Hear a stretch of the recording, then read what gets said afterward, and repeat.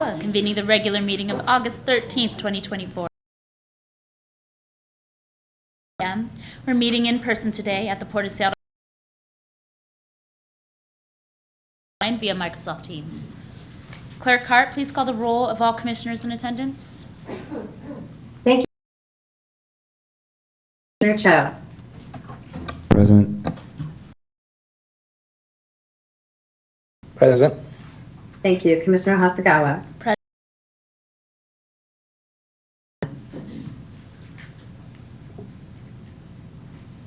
I understand that Commissioner Mohammed established, Madam Commissioner Vice President. Everyone in the meeting room, please turn your cell phones on to silent. Microsoft Teams, keep your speakers on mute, please, when you're not actively speaking or presenting, and keep your cameras off unless you are, or if you're a member of staff in a presentation and are actively addressing the commission. Members of the public addressing the commission during public comment may turn on their cameras when their name is called to speak. Conclusion of their remarks. For anyone at the dais, please turn off the speakers on any computers and silence your devices. Please also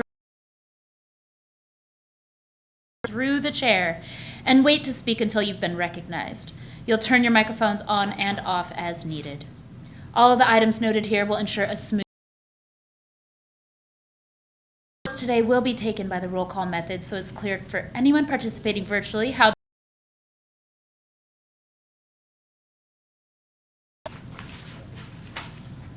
At this time, I'd like to acknowledge that we're meeting on the ancestral lands and waters of the Coast Salish people, with whom we share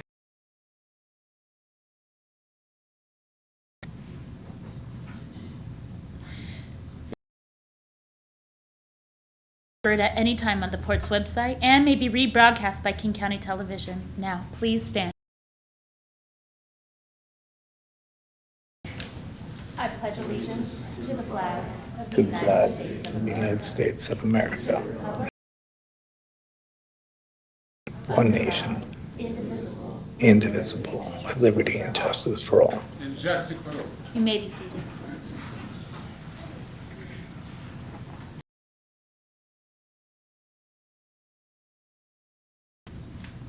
Now, the first item of business today is the approval of the agenda. As a reminder, if a commissioner wishes to make a general comment for or against an item on the consent agenda, it's not necessary to pull the item from consent. Rather, a commissioner may offer general supporting or opposing comments later in this meeting once we get to that part of the agenda. However, it is appropriate at this time if a commissioner wants to ask questions of staff or wishes to have a dialogue on a consent agenda item to request the item be pulled for separate discussion. At this time, commissioners, are there any items to be pulled from the consent agenda or any motions to rearrange the orders of the day?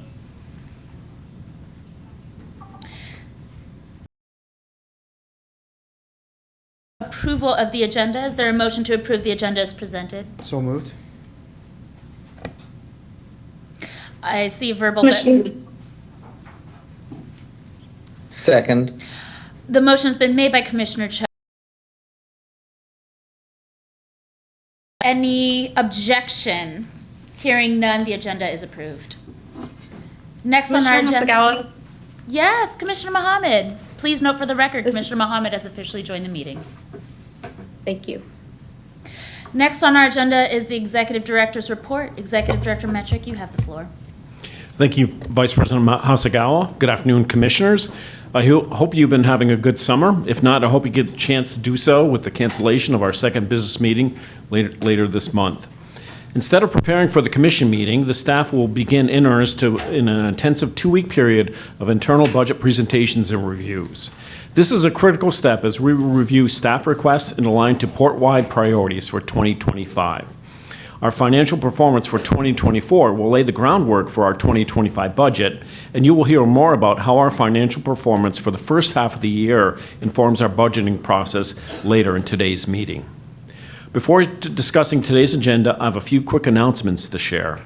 First, I'd like to thank all staff who were out in the community representing the port at the various community engagement events over the last few weeks.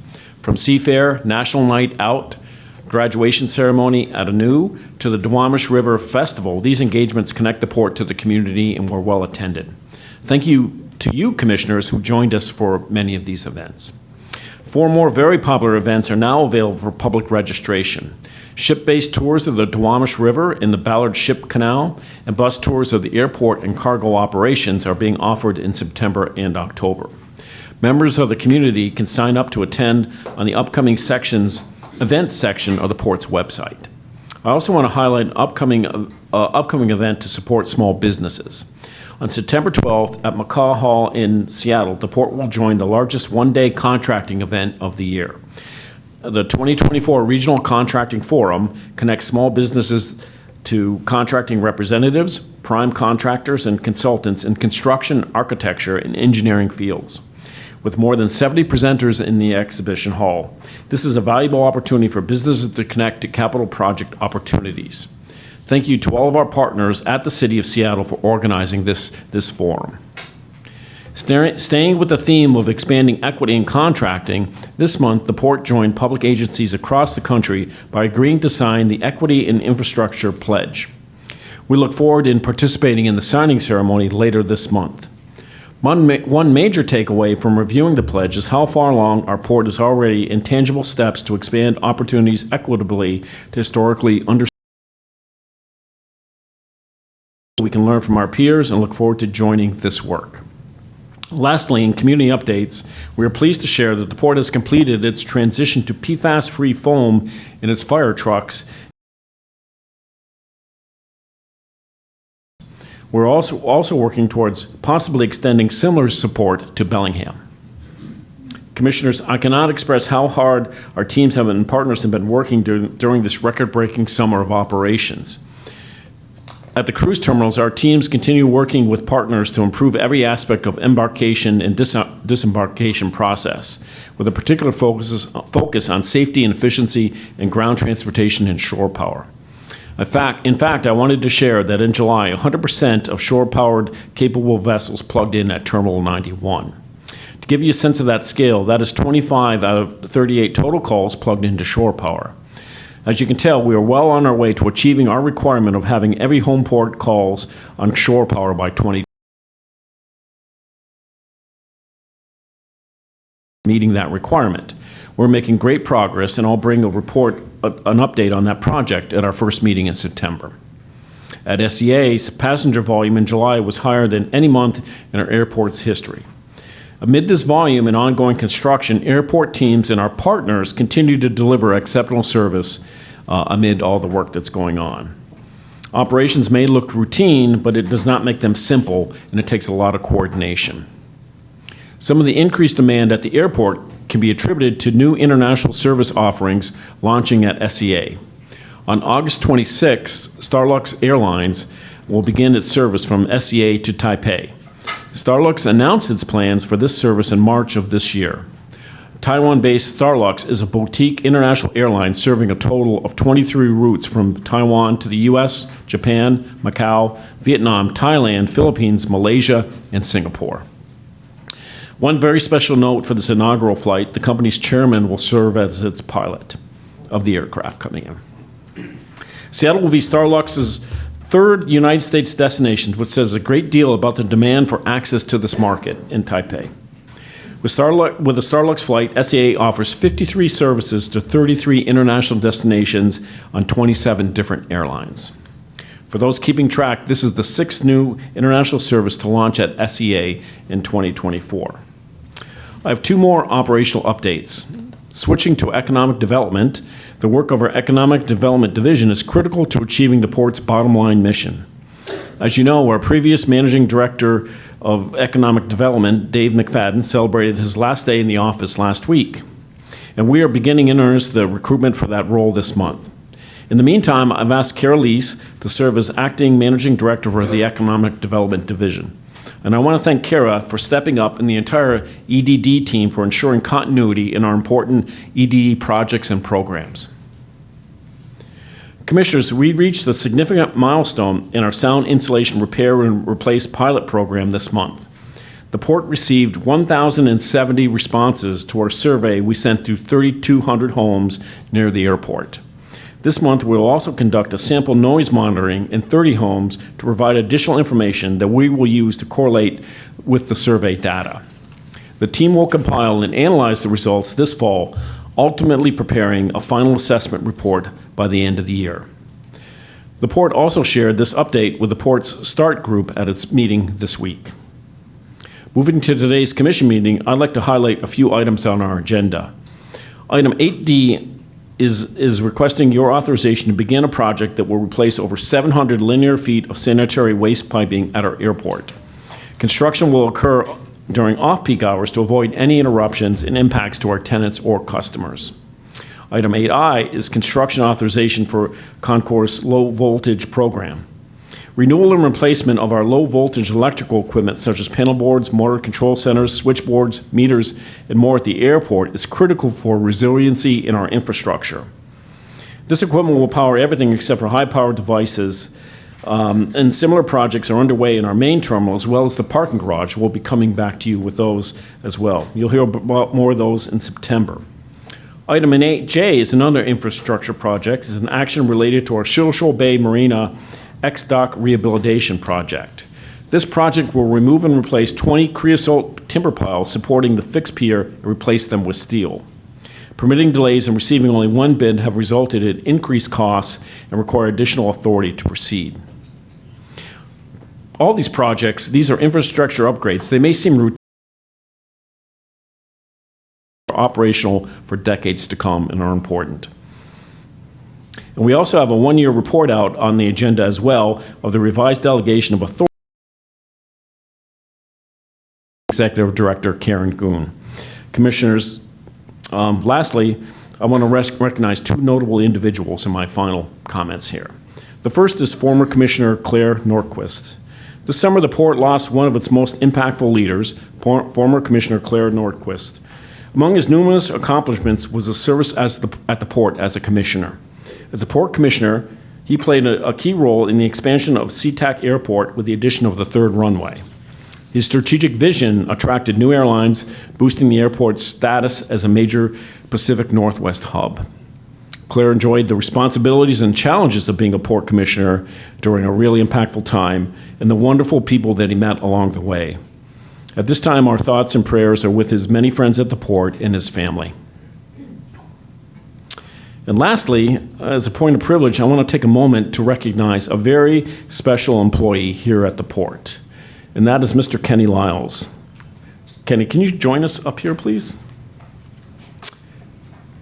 As this week caps a remarkable 40 years of service to the Port of Seattle. Kenny has been a champion for the port, his customers, his colleagues, and the community. In his time at the port, he has represented Human Resources Department, the Aviation Division, the Executive Division, and now the Maritime Division. And he's done incredible work in every place that he's worked throughout the port in that incredible four decades.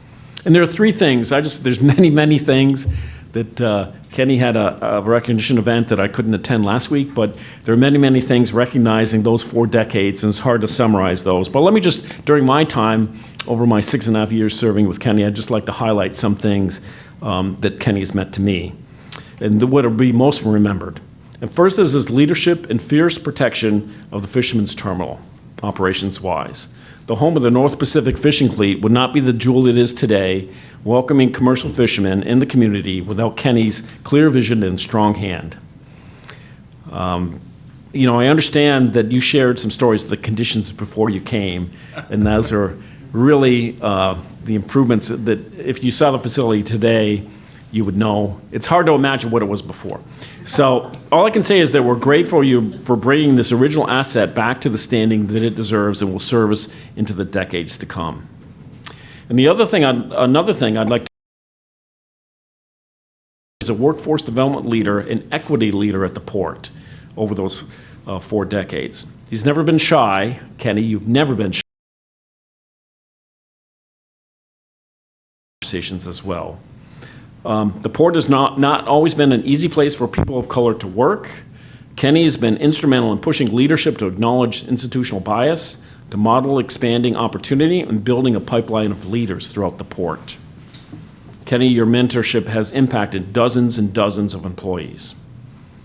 You know, for me, I have to reflect back, and I've said this before in public comments on a separate item, which is the celebration of Juneteenth.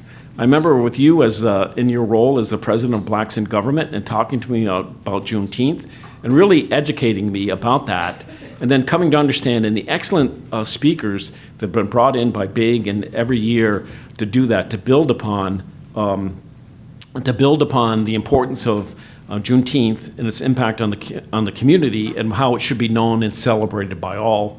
And really, it was my honor to work with you as the president of Blacks in Government and all the Blacks in Government as we worked, as you requested, and then we made Juneteenth a paid holiday here at the port and the first public agency to achieve that here. And then we saw, I like to say, the rest of the state and the rest of the nation followed us after that, Kenny. So you can take credit for that.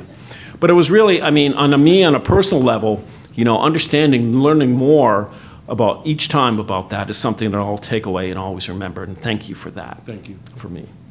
And finally, I want to thank you for so plainly stating the type of leadership you expected of me. You know, I reflect back that, and this was in the video, in 2017 when I came to the port, and there was a bunch of port employees there. But Kenny, you make impactful that you were the one that I remember. But I do remember you here questioning me very hard, and you were channeling your mother, who's joining us here today along with your sister.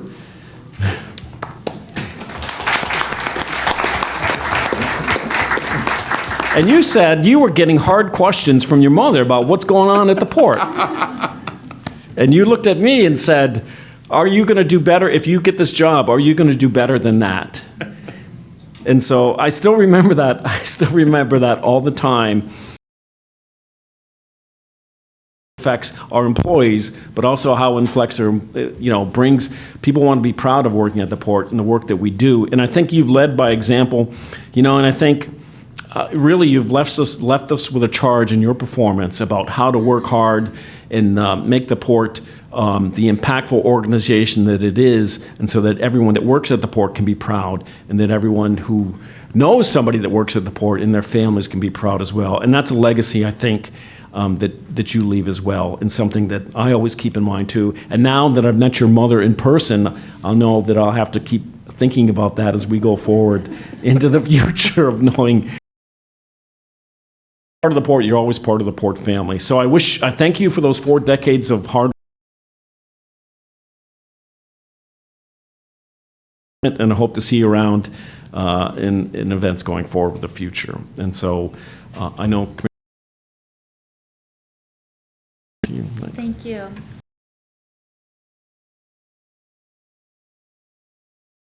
I'll turn to online first. Commissioner Mohammed. Commissioner Hasagawa.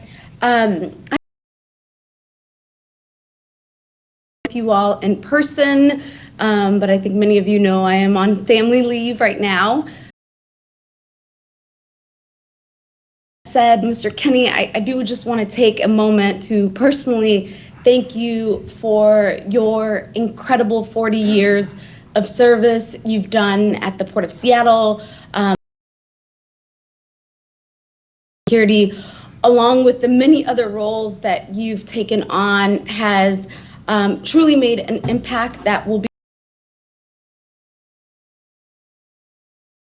Director Metric. Your dedication to workforce development and diversity has been nothing short of transformative. As a Black immigrant woman myself, you've paid service at the Port of Seattle. You've helped build the infrastructure of the port in so many different ways. You've championed inclusion, diversity, and civil rights. Your work with Blacks in Government has not only contributed to the work of the Port of Seattle, but I would say the entire county has been touched, and you've touched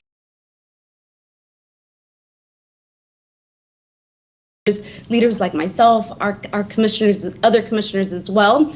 Your vision has contributed and shaped our community in so many ways, and I thank you deeply for that work. You've inspired many. You've inspired me while at the Port of Seattle, and your influence will continue to guide us after your retirement as well. And I know so many of us will be reaching out to you and talking to you as well. I wish I was there in person to meet your mom, but I also want to thank her. Thank you so much for raising such an incredible person and that has touched so many lives at the Port of Seattle and across our county. I'm so proud to be able to have worked alongside you. And so I want to express my deepest gratitude for your leadership. Thank you so much. Your legacy will always be a part of Seattle and a part of Washington State as a whole. Thank you so much for this time. Thank you, Commissioner. Commissioner Felleman. Well, Kenny, I had the pleasure of speaking on behalf of the commission at your celebration, and I thought actually the mayor said it was supposed to be a roast, but I restrained as best I could. But you know, you have been a force of nature at the port, and I'm so happy to have been able to share time with you. I think it's remarkable. I put my backdrop as Fisherman's Terminal in your honor. I think it's pretty incredible over the 40 years that you've seen, and we're part of that transformation. And I really expect to see you back when we have the Innovation Center complete, going from the oldest facility to the newest possible. I think that's really part of your legacy as well. And so thank you for the transformation you helped make happen. And I think it's fantastic that the port can retain somebody of your caliber for 40 years, and we're all the better for it. So thanks again. Thank you, Commissioner. Commissioner Cho. Kenny. Fellow baller. The people who don't know, Kenny played for UW basketball back in the day with Detlef Shrimp, actually. And so we have that in common. I had the privilege of attending your retirement party as well, and I was actually asked to speak, but I didn't because I saw the roster of speakers, and I was like, man, everyone is speaking at this thing. I didn't want to take up space, but I think that was a testament to how much of an institution you are here at the port, but also in the community. I think there were a lot of people within the Port of Seattle who wanted to say their piece about how impactful you were in their lives and in their careers, but also it spoke volumes to see people from outside the port. Like I said, Detlef was there, Bruce Harrell was there, and everyone giving you your flowers and your props for your 40 years here at the Port of Seattle. It would be truly poor form for me to point out, however, that you've been at the port longer than both Toshiko and I have been alive. But I am so grateful for you, Kenny. I recall when I first came to the port, you were one of the first people to brief me when I was being onboarded as commissioner, and you were just this treasure trove of knowledge. You know, at the time you were briefing me on maritime, obviously, but it was so clear to me that you knew this institution like the back of your hand, and that was a testament to all the different roles you've had here, the time you put in. But I think I'm most grateful for you in your role with our ERGs and BIG, how you've helped us, in the last several years, really become a more equitable organization and institution, a model, as Steve said. I don't care what King County says. Thanks to so much of your leadership here. I think we are truly losing an institution here. That you're welcome back anytime. Once you're part of the Port family, you're always part of the Port family. But I think the most impactful thing that you said at the end of I think it was like a 50-minute speech. It was a long speech. 40 years, 40 yeah, years 40 ago. years. Hey, you deserve it, man. I'm not, and I don't know all the numbers, but you closed by saying you've been through how many EDs? 8 8 EDs and how many commissioners? 25. Yes. 4-year terms. But who's counting, right? And so in many ways, the Port is Kenny. Kenny is the Port. Thank you so much for your service. We really appreciate it. We really hope to be seeing you around going forward. And you're always welcome back here. Thank you, brother. Thank you so much.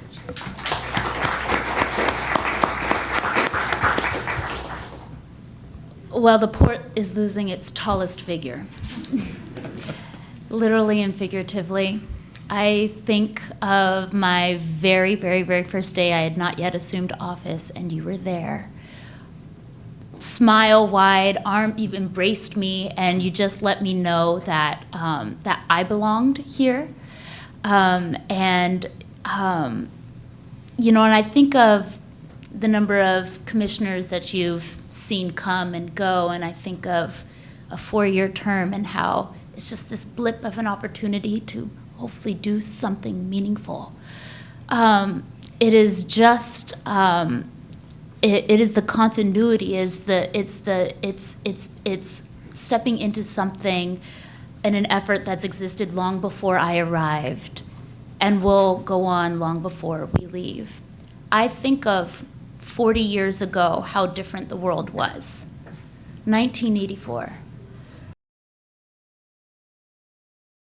Has a non-traditional background, like so many people, and how the Port has evolved as an institution, how we as a society have in many ways have evolved since then.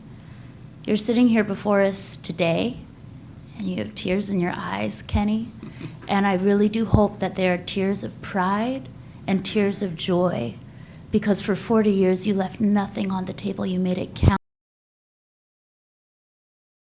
Best of your intellect, the best of your spirit, the best of everything that you had to offer, and all of us are better for it. And for the amount that I've been able to witness that, a privilege. That's called legacy, that we all, as temporary stewards, do inherit from you. We're going to do our best to pay that forward. So as you depart, do so gladly, do so lightly, and do so with the joy that you have to this day, your mother and your sister at your people are by your side, and you have the best of your that you've done for us and others. Okage sama de. Thank you. God bless.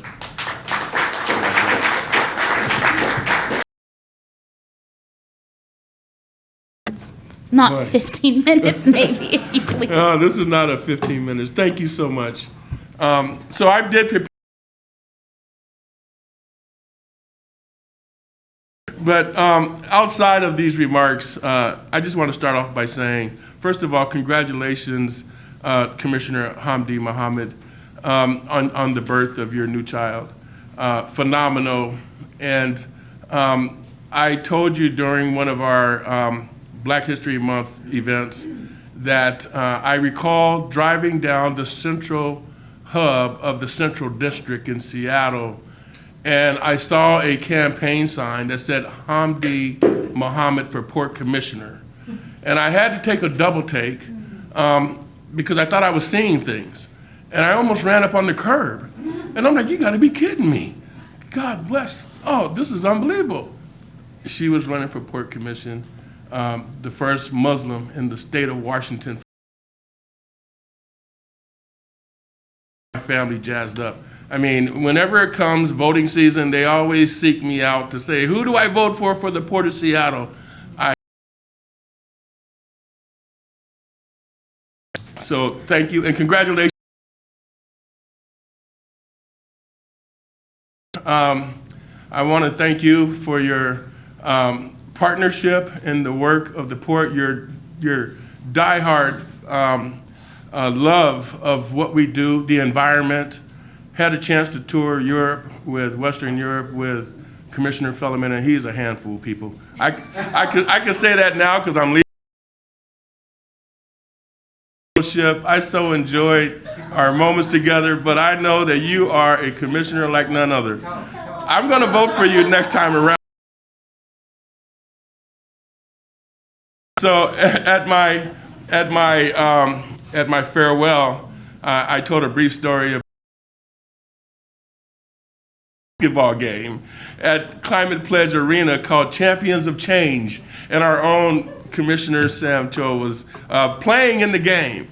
And my friends were calling me up and telling me about it, and they said, you were just the star of the game, the port commissioner.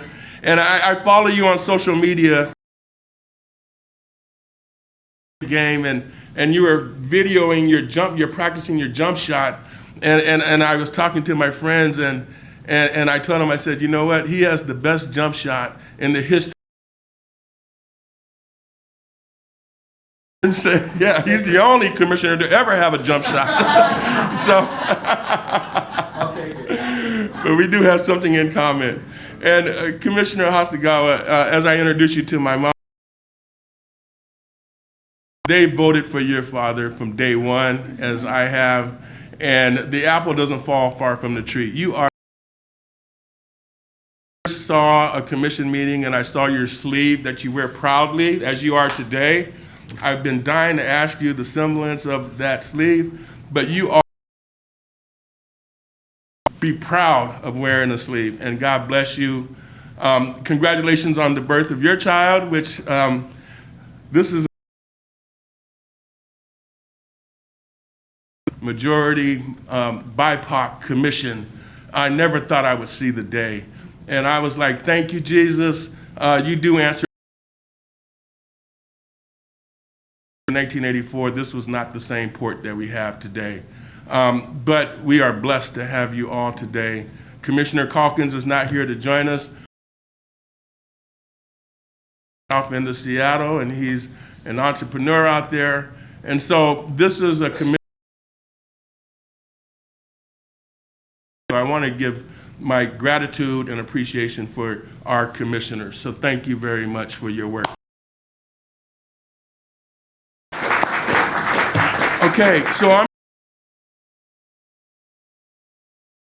very emotional on this day.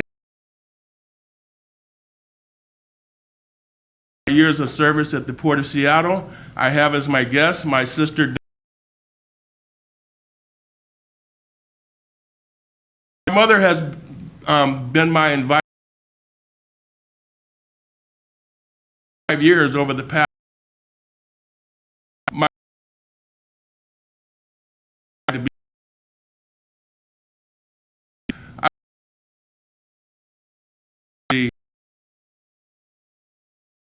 Hey, you guys connect the dots, okay? However, I'm most proud of my mother that she's been able to participate and that she was able to participate in my retirement celebration last Thursday, as well as joining me here today, being recognized by this body, the Port of Seattle Commission. On March 28th of last year, I spoke before this commission in support of your passing the Equity Policy Directive, Resolution 3812. Equity has been the hallmark of my legacy at the port, as when I started in 1984, there was only one person who looked like me in upper management, Mr. Charles Blood. Over the years, I never lost sight of what I felt was my foundational responsibility, and that was to reach back and introduce the port to my community and to create pathways into the port for women, Black, Indigenous, people of color, or BIPOC employees to contribute and can contribute and grow their careers. In 2002, then Executive Director Mick Dinsmore made the bold move to name me General Manager of the home port of the North Pacific Fishing Fleet Fisherman's Terminal. Fisherman's Terminal has always been a historically Scandinavian fishing home port, and naming me as the General Manager was not what some would consider, quote unquote, a black job. Okay, we heard that recently. Okay, not only was I the first African American to manage this port facility, I was also the first African American to serve as a manager in the Maritime Division. When I took the job, I was determined to turn what was once a neglected, underappreciated, and underinvested port asset into the first-class, family-friendly, commercial fishing home port for the North Pacific Fishing Fleet that it is today. My team and I set out to return this home port back to the community jewel that it originally was. Collectively, we were able to promote the virtues of sustainable commercial fishing, of the commercial fishing industry, and to celebrate and amplify the economic impacts this industry provided in terms of personal incomes, taxes paid, purchases made by fishers and fishing companies, as well as the manufacturing and support services sector in the Puget Sound and Ship Canal Maritime Cluster, together a $5 billion with a B industry for the state of Washington. We succeeded. The port began to invest in the infrastructure, returning this historic asset back to its original splendor. The ultimate sign of appreciation and recognition for my commitment to promoting the revitalization and excitement for the industry in the eyes of port leadership and commission was the naming of a public street at Fisherman's Terminal in my honor, Kenny Lyles Place. This was over the top, and for that I am forever grateful. I want to thank the port for approving this historic gesture. For me, it is a sign of gratitude for the time that it is today. I would like to thank you for your continued support and investment in the maritime and commercial fishing sector. I want to thank the Port Commission for authorizing funding for maritime infrastructure redevelopment and innovative projects such as the submarine cabling for shore power for cruise ships at Pier 66, the final phase of dock redevelopment at Terminal 91 with the Berth 6 and 8 project, the redevelopment of the East Pier and North Dock at Harbor Island Marina, and finally the development of the Maritime Innovation Center. By the way, the naming of the street that is in front of what will be the newly constructed Maritime Innovation Center is now Kenny Lyles Place Road. Yes, sir. So, thank you. I would like to say that after 40 years, our Port of Seattle Commission and executive leadership, specifically Executive Director Steve Metrick, Deputy Executive Director Karen Goon, the Director of Equity, Diversity, and Inclusion, Bukta Gesar, the Director of Human Resources, Katie Gerard, the Managing Director of Aviation, Lance Little, and my boss, the Managing Director of Maritime, Stephanie Jones-Stebbins, are modeling our port-raised values, which stands for respect, anti-racism, integrity, stewardship, and equity. This administration has been committed to creating an all-inclusive port where all employees have a chance to succeed. The port is positioned for innovation and growth. Collectively, this administration has established the way communities, customers, and employees will be viewed and treated. And with this understanding, the Port of Seattle will continue to excel.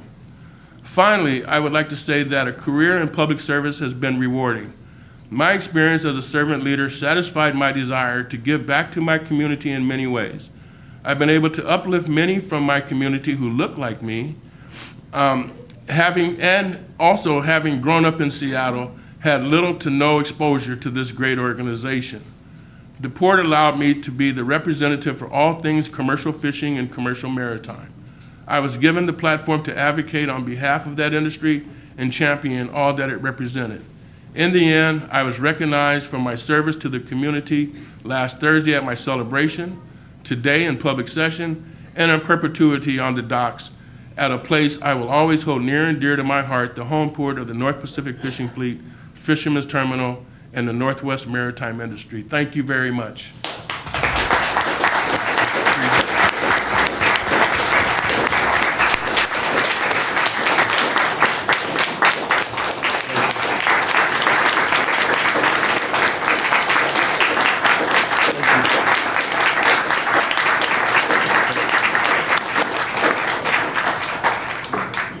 Thank you. Thank you.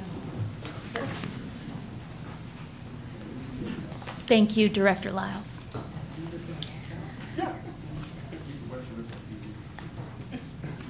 We have now reached committee reports in today's agenda. Please welcome Erica Chung, Strategic Advisor, who will provide the report. Good afternoon, President Mohammed, Vice President Hasagawa, Commissioners, and Executive Director Metric. I have two reports for you today. On July 24th, the Highline Forum met with Community Co-Chair Des Moines Council Member Mahoney presiding and with Port Co-Chair Commissioner Fellman attending. The forum received an update by the meeting host, Highline College Vice President Institute Advancement Josh Gersman, on student educational achievement and the many student events and engagements to connect with the broader South King County community. A workforce development presentation highlighting programs and opportunities in the Highline area was provided. Common elements spoken to include providing basic support for those students embarking on an educational path leading to certification, apprenticeship, or degrees. There was interest in holding a workshop outside of the forum for free-flowing discussions regarding workforce development and how best to share what is available more broadly. The forum also received an update from Aviation Managing Director Lance Little on the June 28th START meeting, where two items were highlighted. The first was the presentation by Washington State Department of Transportation's Aviation Division Director Ann Richard on the work of the Commercial Aviation Working Group. The second was on the Part 150 Noise and Land Use Compatibility Study currently underway. START members recommended a proposal to add language to SCA Airport's master record for pilots encouraging the use of single-engine taxiing to help reduce noise and emissions. Highline Forum members concurred with START's recommendation to include the single-engine taxiing language to the airport's master record. On July 31st, Port-wide Arts and Culture Board met with Commissioner Fellman in attendance. The board received an update on the status of securing a public art consultant to assist with the Maritime and Economic Development Departments to inventory and maintain the collection. The board was then briefed on the Otis art donation by the public member. Board members all praised the beautiful art and discussed the need to update the port's guidance on public art donations. The board also received the digital employee art showcase that is being considered. Staff then shared the many art pieces that are marked for de-ascension, and the board agreed and recommended the de-ascension items for commission action. Staff also provided status updates of various art projects currently underway at Checkpoint 1, SCE, and North Main Terminal. This concludes my report. Thank you. Thank you, Ms. Chung. Are there any follow-ups from any of my colleagues regarding committees? Online? Seeing none, thank you very much. And that brings us to the public comment section of our agenda. The Port Commission welcomes public comment as an important part of the public process. Comments are received and considered by the Commission in its deliberations. Before we take public comment, let's review our rules for in-person and virtual public comment, which will be enforced. Clerk Hart, please play the recorded rules.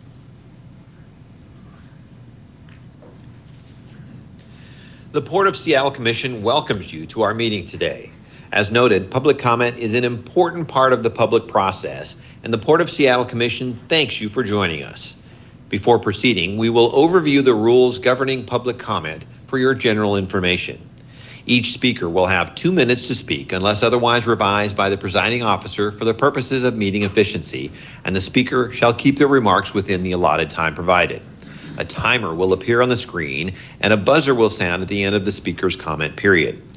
The Commission accepts comments on items appearing on its agenda and items related to the conduct of port business.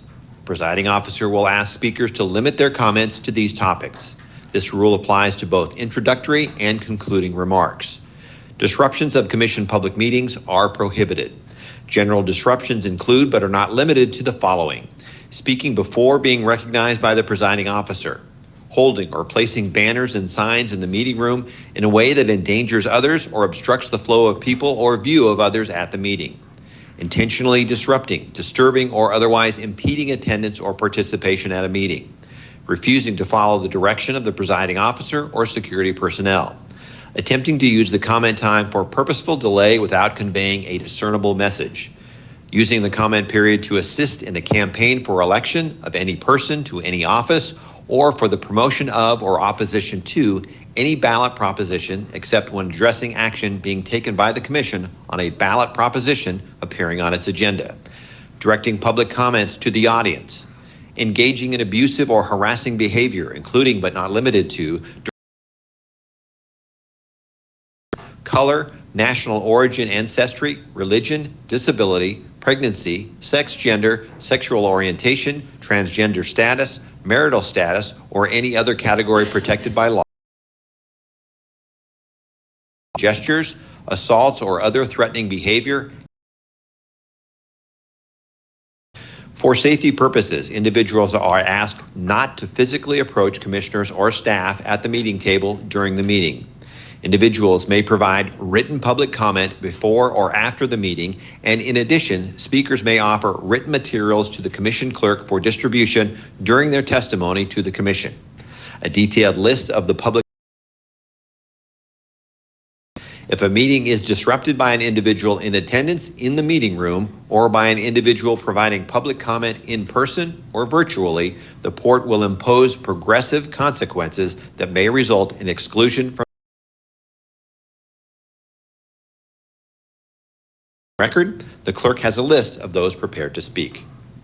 When your name is called, please come to the testimony table or unmute yourself if joining virtually. Repeat your name for the record and state your topic related to an item on the agenda or related to the conduct of port business. For those joining virtually, when you have concluded your remarks, please turn off your camera and mute your microphone. Our public comment period will now commence. Thank you again for joining us today. Thank you, automated voice man. All right, Clerk Hart, please call to the front our first speaker. Thank you, Madam Commissioner Vice President. Let me go ahead and get our timer up here first. And I only have access to our virtual signers. So if you're able to, go ahead. Then I think I'll go ahead and run through who's in the room first, and then we'll go into online if that sounds okay. Okay, let me go ahead and share this. It's not coming up. Go ahead and bring up the timer, and I will welcome our first speaker. Yeah, actually, it's not bringing up the timer. Give me one moment, please.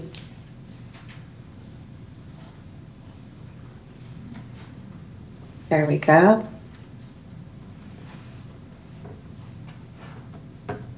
And please go ahead and call our first speaker. And our first speaker is Alex Zimmerman. Thank you. Welcome, sir.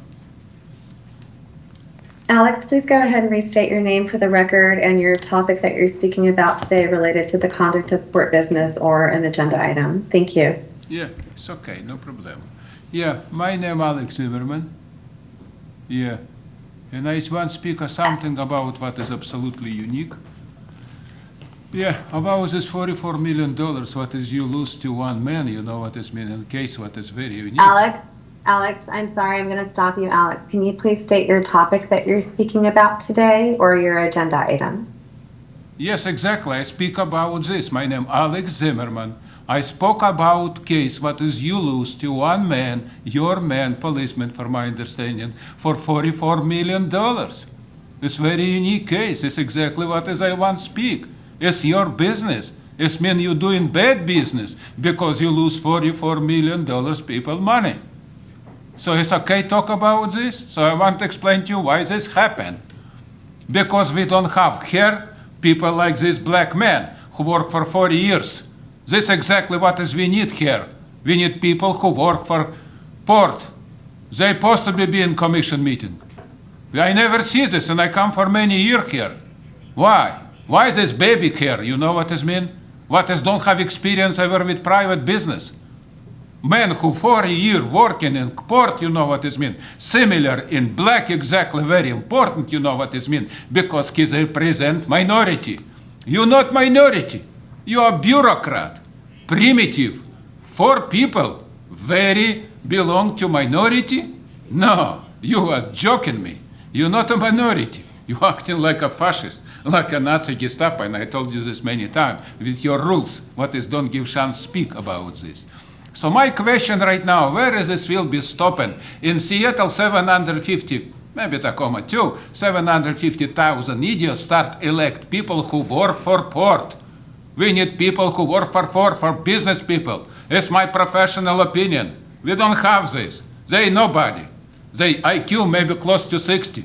It's nobody have experience with port. Alex, Mr. Zimmerman, you have in your possession a copy of your first warning of violation for the public comment rules at the May 14th, 2024 meeting for exhibiting harassing behavior and making derogatory remarks. Any further disruptions will be considered a second violation, and you will lose your speaking privileges. Please tread lightly, sir. I don't understand. I prefer to talk for my time, but it's okay, no problem. I talking about business, critical business, unique business, $44 million. I win class action for $100 million behalf of 50,000 people a few years ago. People who controlling this business. It's you. Yes. Who from you have experience with private business? Who make a penny? You're all bureaucrat working. What is I want to explain you. Do we have Bianca with us? You got this, Bianca. Welcome to the front. You can pull your chair up close. And your mic is hot, so you can go ahead and speak into it and we can hear you, okay? So just go ahead and state your name and the item of port business that you're talking about, and we'll start the clock, okay? My name. Go ahead, Bianca.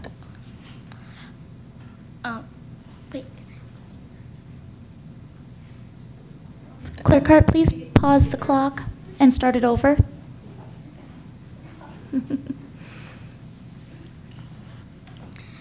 Okay, go ahead. Good morning or good afternoon, as you please. My name is DeWalrax. I speak for the seas. My cousin Delorax, well, he speaks for the trees. We all need a few cousins like these. Giant cruise ships, they really must go. They're too big and noisy, topside and below. Ship's noise make it hard to echolocate, which we do to hunt food or talk with our mates. Ship's noise. Fossil fuels burned by cruise ships just make our world hotter, while they dump pollution right into our water. Stinky sewage, leaked diesel, scrubbed sulfur waste. Never mind the health impacts. Imagine the taste. Unless someone like you cares a whole awful lot, nothing's gonna get better. It's not. So don't wait any longer. Take action today. Port of Seattle cruise ships must go away. Thank you, Bianca. And this is all being recorded and can be accessed online to be viewed later. Okay, so our next speaker had really light handwriting and it's kind of hard to read, but it looks like Kishan. Keyshawn. Welcome, Keyshawn. So you state your name and the order of business, and then we'll start the clock. My name is Keyshawn Culpepper, and I am talking about cruise ships. When do I start? You got it. Hi, I'm Omar, the orca, and I'm a working whale. Cruise ships exploitation? Listen to my tale. Imagine working 12-hour shifts for 7 months straight and no days off. I'm telling you, it's hard to relate. Dang it, I forgot. We can pause the clock. It's okay. The paper. And you can come back if you want to.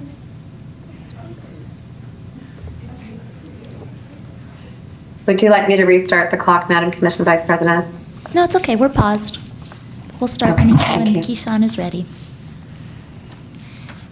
Okay, I'm ready to. Do you want to start over? Or do you want to? No, Okay, go ahead. Imagine working 12-hour shifts for 7 months straight and no days off. I'm telling you, it's hard to relate. getting paid $2 an hour. In our day and our age, workers deserve safe conditions and a living wage. Medical care, an end to abuse, these are fundamental rights, and the people of Seattle can help in this fight. If cruise lines can't afford to treat workers as they should, might be time to dump this toxic business model for good. Port of Seattle, you can get started today. Annually, reduce cruise sailings until pollution and labor exploitation has completely gone away.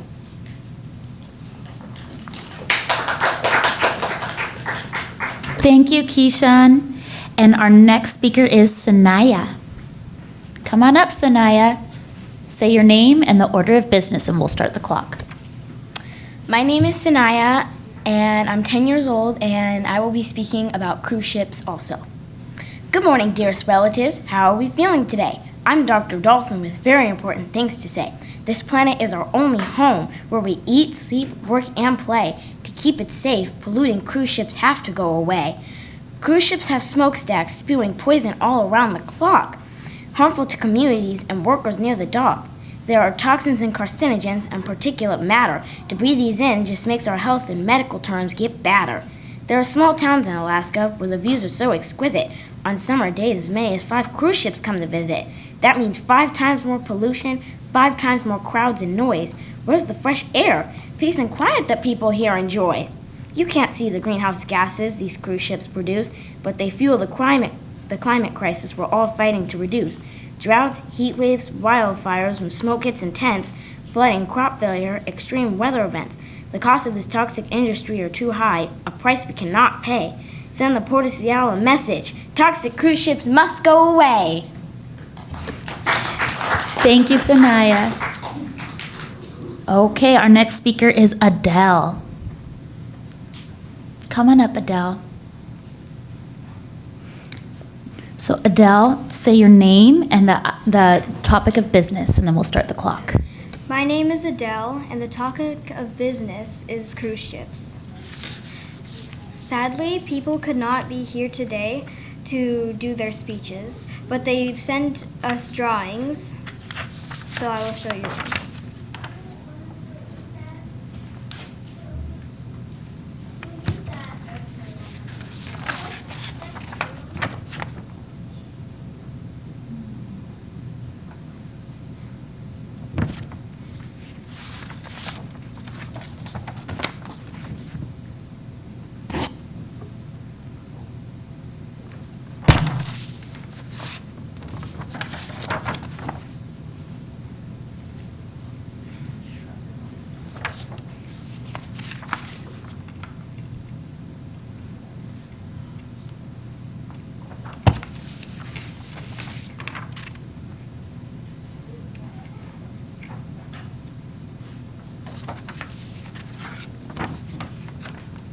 Did I lose audio?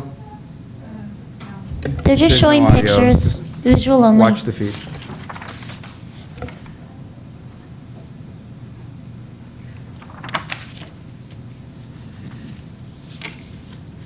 Thank you, Adele.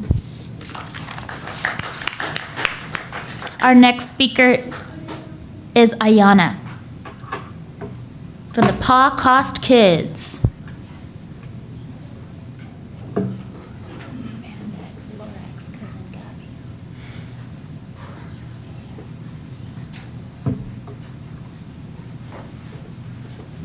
Welcome. Please state your name and the order of business. My name is Ayana, and also speaking about cruise ships. Hello, I am so happy to be here today and speak from my heart about cruise ships. I would like to apologize in advance for speaking quickly, but want to make sure to meet the time requirement.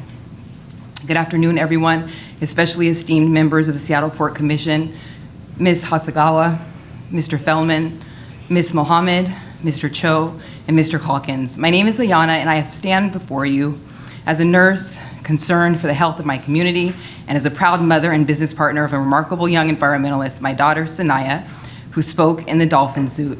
At just age 10, Sanaya has achieved incredible things for our planet.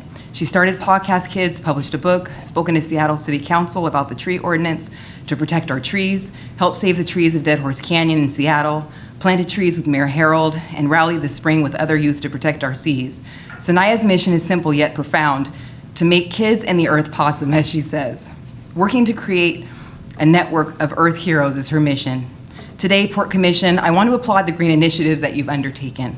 Your efforts are commendable, but we must do more. The pollution from cruise ships is a significant concern. These ships, while bringing economic benefits, also emit harmful pollutants that jeopardize our health and marine ecosystems. It would take 600 cars 1 year to make the carbon emissions that one cruise ship makes in just a week. Also in Seattle alone, cruise ships dump an estimated 4 billion gallons of toxic pollution into our waters each year. No wonder our beaches are always shutting down. This waste is devastating to marine life, including our beloved and endangered orcas. Water is life. When we harm our water, we harm ourselves. We must protect and clean up our seas, not just for us, but for future generations. We must ask ourselves, what does resilience in the face of a worsening climate crisis look like and feel like? To me and to Sanaya, resilience means taking action and staying hopeful and empowering others to do the same. As Sanaya's mother, I can tell you that the determination of these young people is unwavering. They believe in a better future and they are willing to work hard to make it a reality, but they can't do it alone. They need us, adults, leaders, decision makers, to stand with them, to listen to their voices and to make necessary steps to protect the planet. Thank you for your time, your efforts, and your dedication to making Seattle and the world a better place for all. Together we can make a difference. Together we can ensure that our children, like Sanaya, inherit a planet that is as possum as they are. Thank you. Thank you, Iona. Do we have Trayvon here today? Come on up, Trayvon. Take a seat. Scoot up close. Scoot close, scoot close. All right. Can you say your name? My name is Trayvon. What you talking about today, Trayvon? Cruise ships too. Okay, let us know. The time is yours. Cruise ships must go away. Okay. Should I make an order talking about cruise ships and pollution? Yeah. And wash water? Yeah. Okay, I'm gonna work on that, okay? We'll call your group about it when we have a draft ready for you. We want clean water. And clean air too? Yeah. Okay. All right, we hear you. Thank you. Anything else you want to tell us? Yeah. What was that? Anything else you want to say? Yeah. What? You have a whole minute and 20 seconds, so you...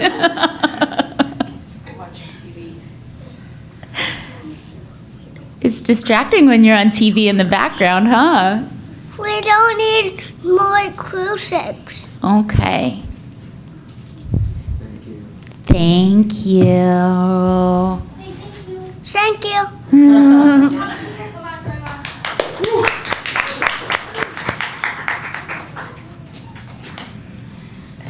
I do want to let folks know that we are working on drafting an order relating to clean air standards and the Port of Seattle's role in reviewing the cruise ships' progress on making progress, and with also considerations for wash water.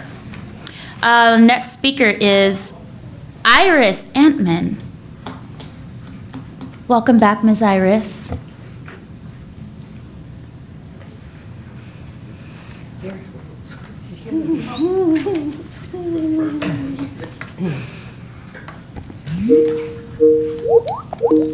Hi, good afternoon. Thank you. My name's Iris. It's a hard act to follow. I know. Time is yours. I'm with Seattle Cruise Control.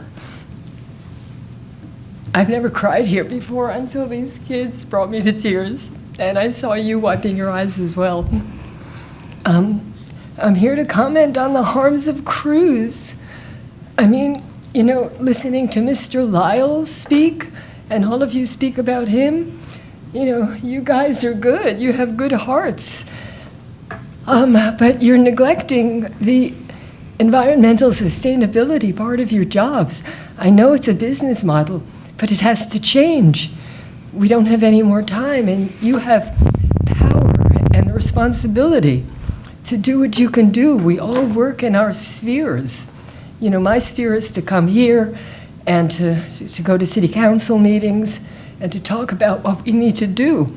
And your sphere is to cap and reduce cruise ships and figure out what other business model you can do that is not killing our planet, because it is. You have children, you have grandchildren. These kids here, want a healthy environment, and they deserve it. And it's up to us. We have to do the work. Please use your positions and do the right thing. Time's up. Thank you. Thank you, Iris. Our next speaker is Grace Starr. Yes. Welcome. Thank you. Thank you. Hello.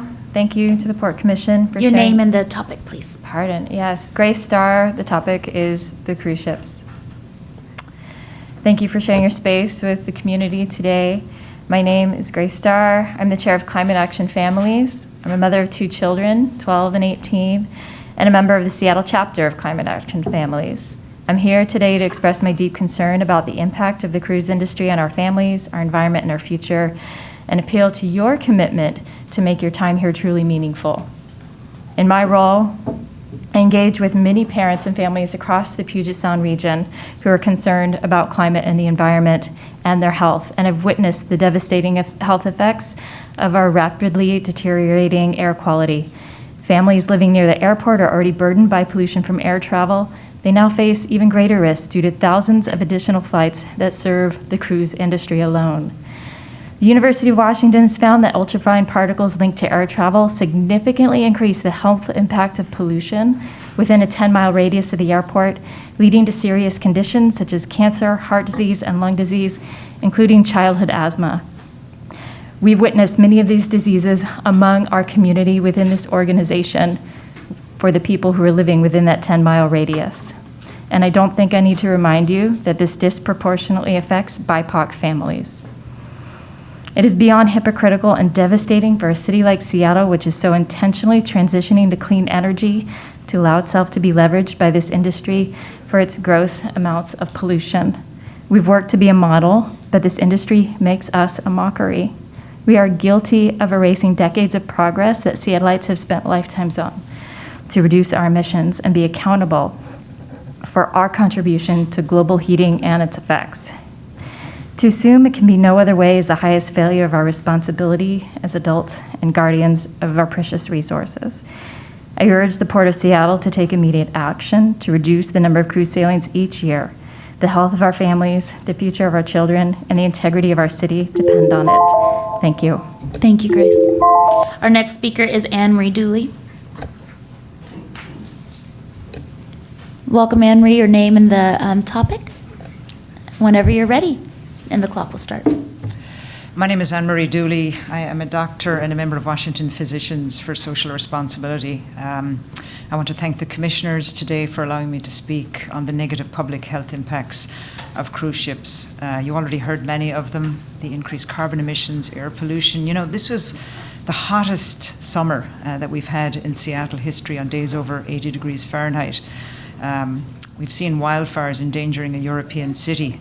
And we're already familiar with wildfire smoke here in the Seattle area, and it particularly affects the lungs of kids just because they have higher metabolic rates.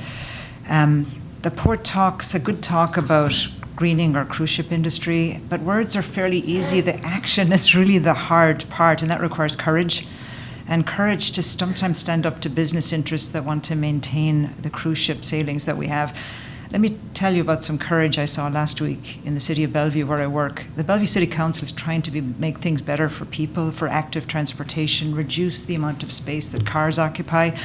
And there's been very concerted impact from small business interests to prevent that. That was until last week when I saw Bellevue City Council members, almost every single one, push back on business and ask the city to rapidly implement active transportation bike lanes to reduce carbon emissions.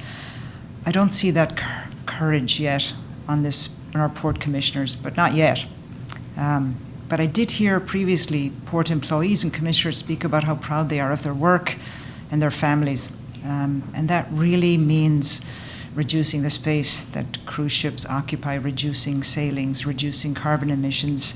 and pushing back against some business interest. As I said, that requires courage, and I'm asking our port commissioners to find that courage and find it quickly. Thank you. Thank you, Anne-Marie. Our next speaker is Stacy Oakes. Coming up, Stacy. Stacy, your name and the topic of business, and then the clock will start. Thank you. My name is Stacy Oakes, and I'll be speaking about cruise ships also. I'm a member of Seattle Cruise Control, but more importantly, I'm an auntie and a grandmother. And I worry a lot about the world that we're leaving our children. There's not a debate about whether giant cruise ships create a lot of pollution. They do. They're poisoning our precious waters with scrubber waste.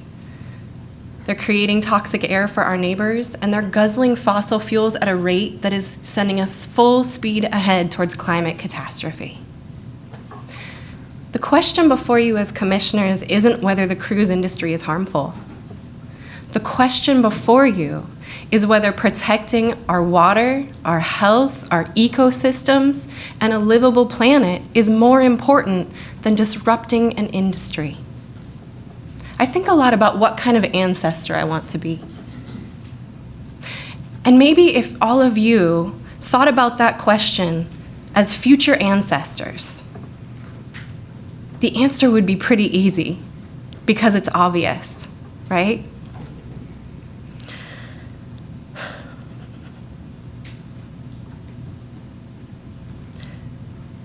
From that perspective, there's no greater job than protecting our sacred waters, and there is no greater job in our lifetime than making sure that the people who come after us can continue to live in this beautiful world. Can all of you not feel that deep responsibility right here? The vacations of today should not be happening in a way that is ruining the chances of our children to have a better tomorrow. Period. As sitting there in those commission seats, you have an opportunity to be the kind of ancestor that can make a big change in the way that things turn out. So please reduce cruise sailings. It will immediately reduce pollution, and you can take the kind of action that ancestors would take that our grandchildren and children can be proud of. Thank you so much. Thank you. Patrick McKee.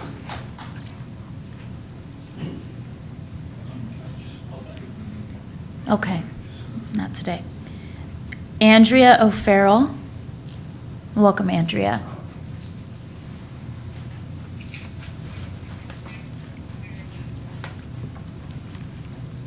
I have cried before. I'll try not to this time. I am talking about cruise and increased air traffic as well.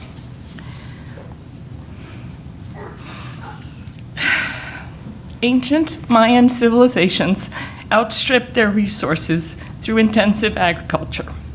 In the process, they faced a drought, famine, political strife. Sound familiar? We are part of a global civilization, empire that spans the entire planet. Perhaps the Mayans didn't understand the harm of their land management practices, but with our wealth of scientific knowledge, our society doesn't have that excuse. So why are we careening headlong toward our own destruction? A decades-old study on social influence might provide a clue. In 1951, the USH conformity studies tested groups of people shown several simple lines of different lengths and asked which was longer. It turns out everyone in the group was an actor except one, the test subject.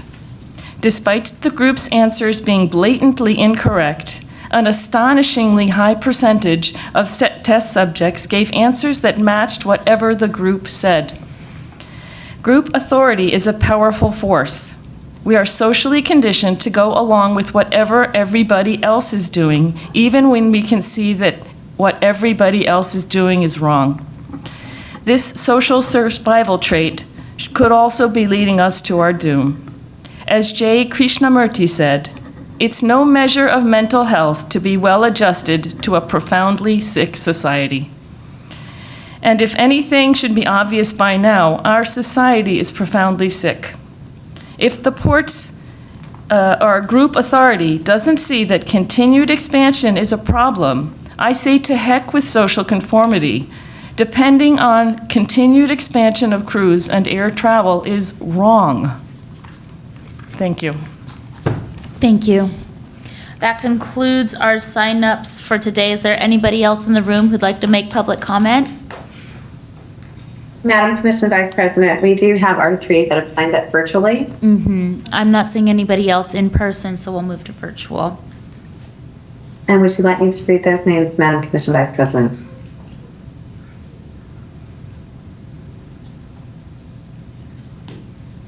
Am I still audible? Yes. Okay, great. We're going to go ahead and start with Jordan Van Vost. Jordan, please repeat your name for the record and the topic that you're speaking about today.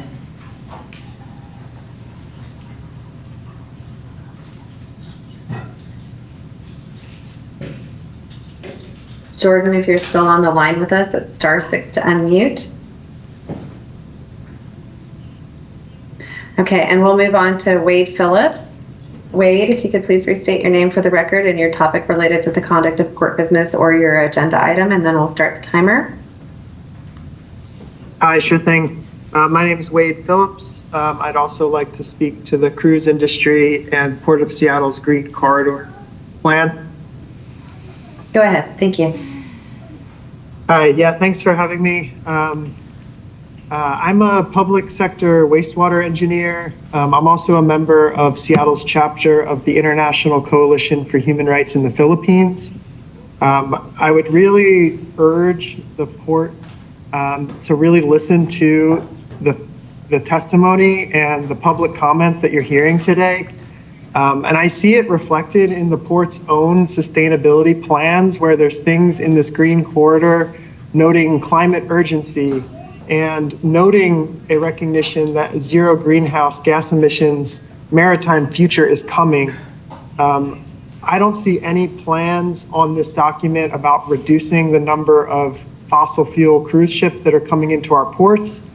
And I just would really, it's really concerning to hear the port year after year talk about record number of cruises coming in, when that's really just a complicity in the continued pollution of the cruise industry, which has been shown by numerous studies, numerous documentation to be very harmful, including in the port's own documentation. Last, I would just like to address the worker exploitation on cruise ships. A large number of employees come from developing countries, and for example, Norwegian cruise lines have almost half of their workers from the Philippines. If there's anyone on the Port Commission that's serious about equity, which I think I was hearing at the beginning of this meeting, I would urge you to look into the worker exploitation. When the Port of Seattle is celebrating a record number of cruises, the Port of Seattle is complicit in those greenhouse gas emissions and the exploitation of the workers on those ships. Thank you for having us today, and appreciate the opportunity to speak. Thank you. Thank you, Mr. Phillips. Our next speaker is, I'm going to call again for Jordan Van Vost. Jordan may have had to have disconnected. Jordan, are you still there? Okay, we're going to go ahead and move on to our final sign up today is Joe Kunstler. Joe, please go ahead and restate your name for the record and your topic related to the conduct of the port or your agenda item. Thank you. Thank you, Joe Kunstler here. Hopefully everyone can hear me. My concern about is the conduct of Port Commission business. I really appreciate the chance to speak before you today. I listened to quite a few of your meetings to get the latest about what's going on at Seattle Airport. However, there's a troubled individual who keeps coming to your meetings, and the current chair is not enforcing the rules like the vice chair. And I think it would be best for the rest of the year if the vice chair, Hasegawa, was running at least the public comment of these meetings, because for, among other reasons. One, if this troubled individual, and I think you all know who I'm talking about, starts campaigning, I have to write you up to the Public Disclosure Commission. That can result in fines and other sanctions. The second thing is that it's very disturbing when this individual comes and gives Nazi salutes and other anti-Semitic hate. I know this board has a firm stance against hate, and I appreciate that, but I think this chair has been negligent in those duties, and it would be best if vice chair took over for the rest of the year. And it just really, it's an issue going all around King County. So, Madam Vice Chair, I hope you're able to offer yourself as chair for the rest of the year, and I want to give you back the rest of your time, and thank you for your public service. These meetings are incredibly informative. You all cover the board. Thank you.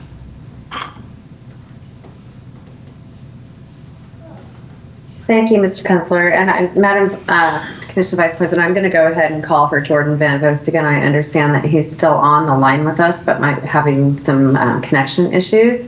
Jordan, if you're still there, if you can unmute yourself, *69.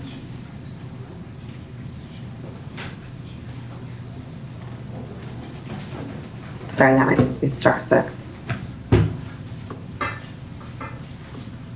And I'm not hearing Jordan, so we're going to go ahead and disconnect from our timer. Thank here, you. Madam Clerk Commission Hart, Vice at this time, President. can you please give a synopsis of any written comments received?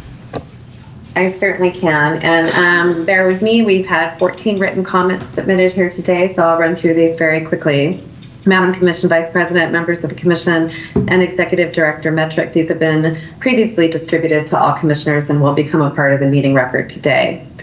The following people submitted written comments regarding their request for the port to reduce the number of cruise sailings, for the port to lobby the Washington State Legislature to expand the mission of Washington ports to include stewardship, to support the proposed U.S. Clean Shipping Act, to reject false solutions, to approach discussions, goals, studies, etc., related to the cruise sector in an honest and unbiased way, and to work in collaboration to support regional solutions that could reduce harm immediately. From Margaret Berger and Gabby Connors.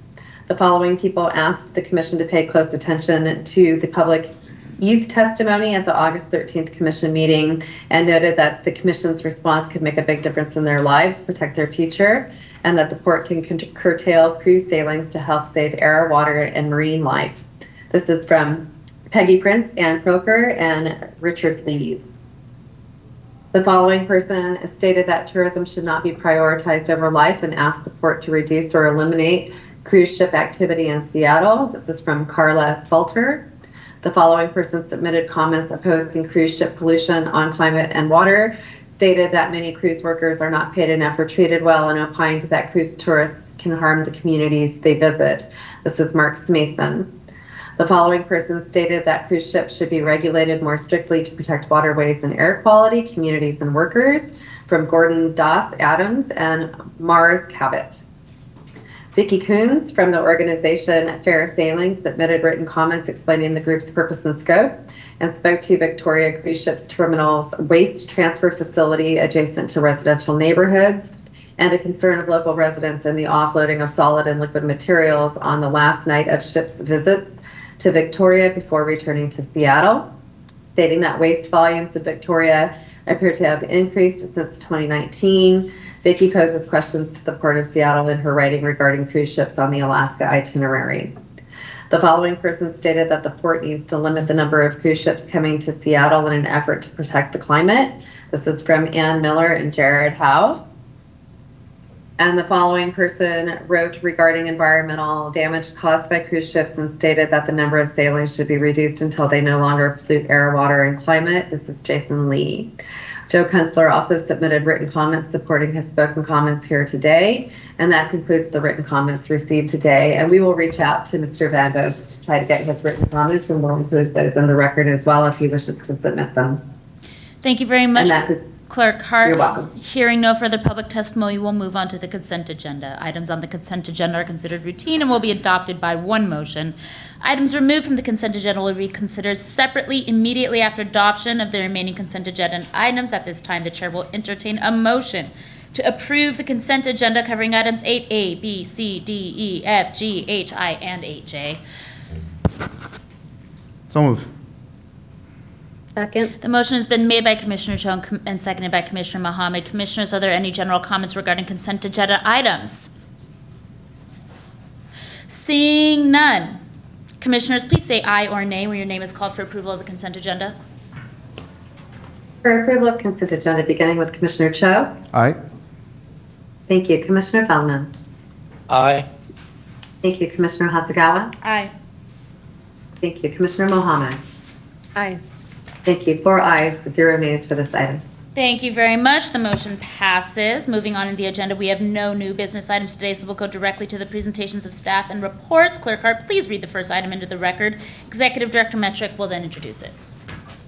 Thank you. This is agenda item 11A, delegation of responsibility and authority to the Executive Director, Policy Directive, 1-year report.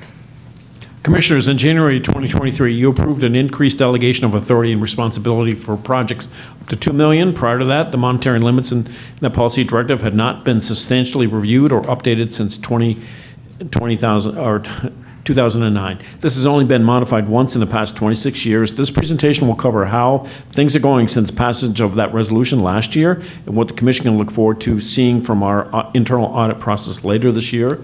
The presenter this afternoon is Karen Goon, Deputy Executive Director. Karen. Good afternoon. Good afternoon, Commissioners. Executive Director Metrick. I'm going to sprint through a few slides here just to give you a general overview of how we've done after 1 year of increasing the Executive Director's authority from $300,000 to $2 million. Next slide, please.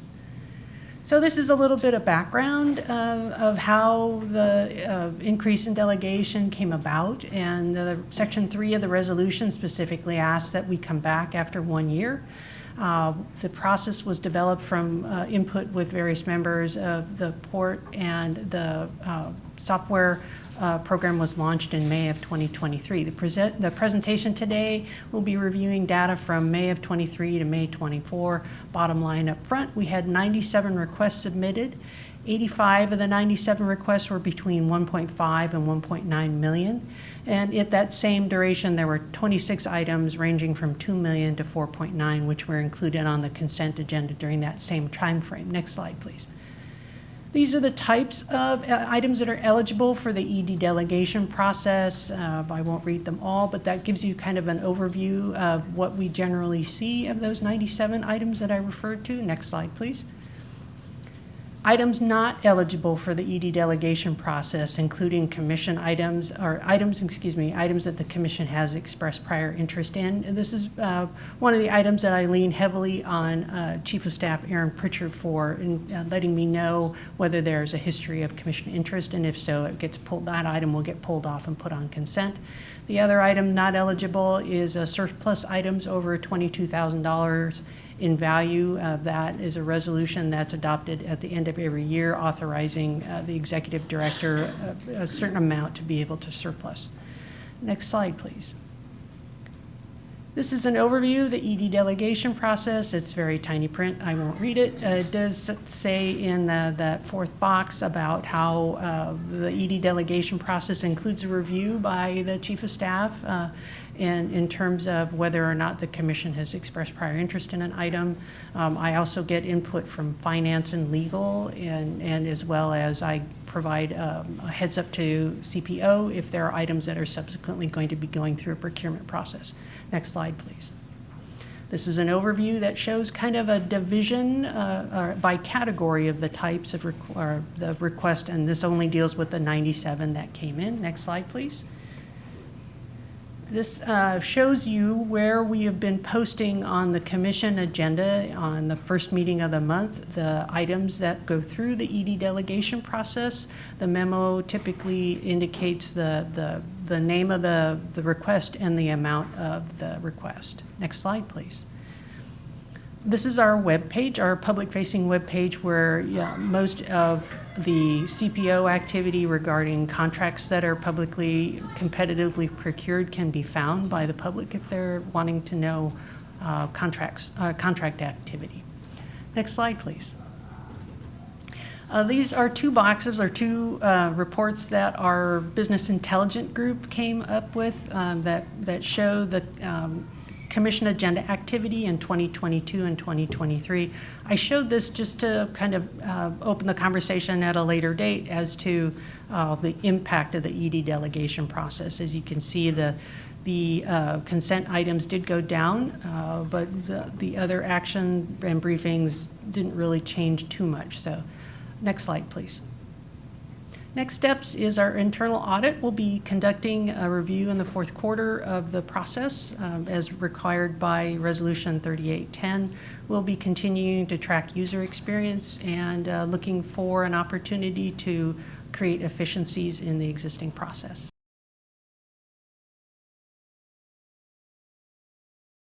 Any other comments from staff? Chief of Staff Pritchard. Thank you, Aaron Pritchard, Chief of Staff for the Commission Office. I want to thank the Executive Office for the process that they've set up around this. One of the most important aspects, I think, is those items that sort of fall between our previous delegation and the current delegation. And that's where all of those items come up, and I get an email.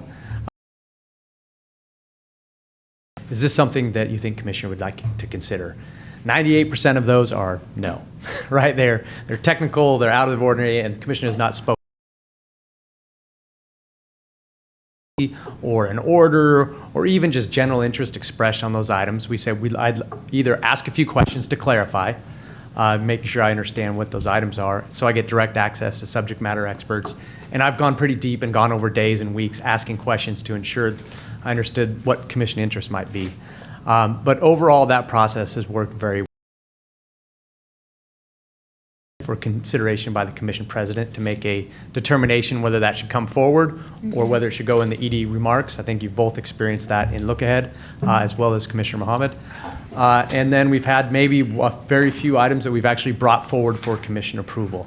And so overall, I think it has created a new work stream. I get emails, every other day from the Deputy Executive Director asking about these items, but I think it's been really effective. And I think between the executive who's crafted a very good process for this and the flow that was drafted, by Michelle Hart in the clerk's office, we've reached a really good spot. So I just wanted to say that in support of this effort. Thank you. Great. Thank you very much, Deputy Director Goon, for the presentation. I'll have you stay right there for a moment as I turn to my colleagues to see if any of them have any questions. Commissioner Felleman. Yes, thank you. You had that one slide that looked at 22 versus 23. Could you put that back up?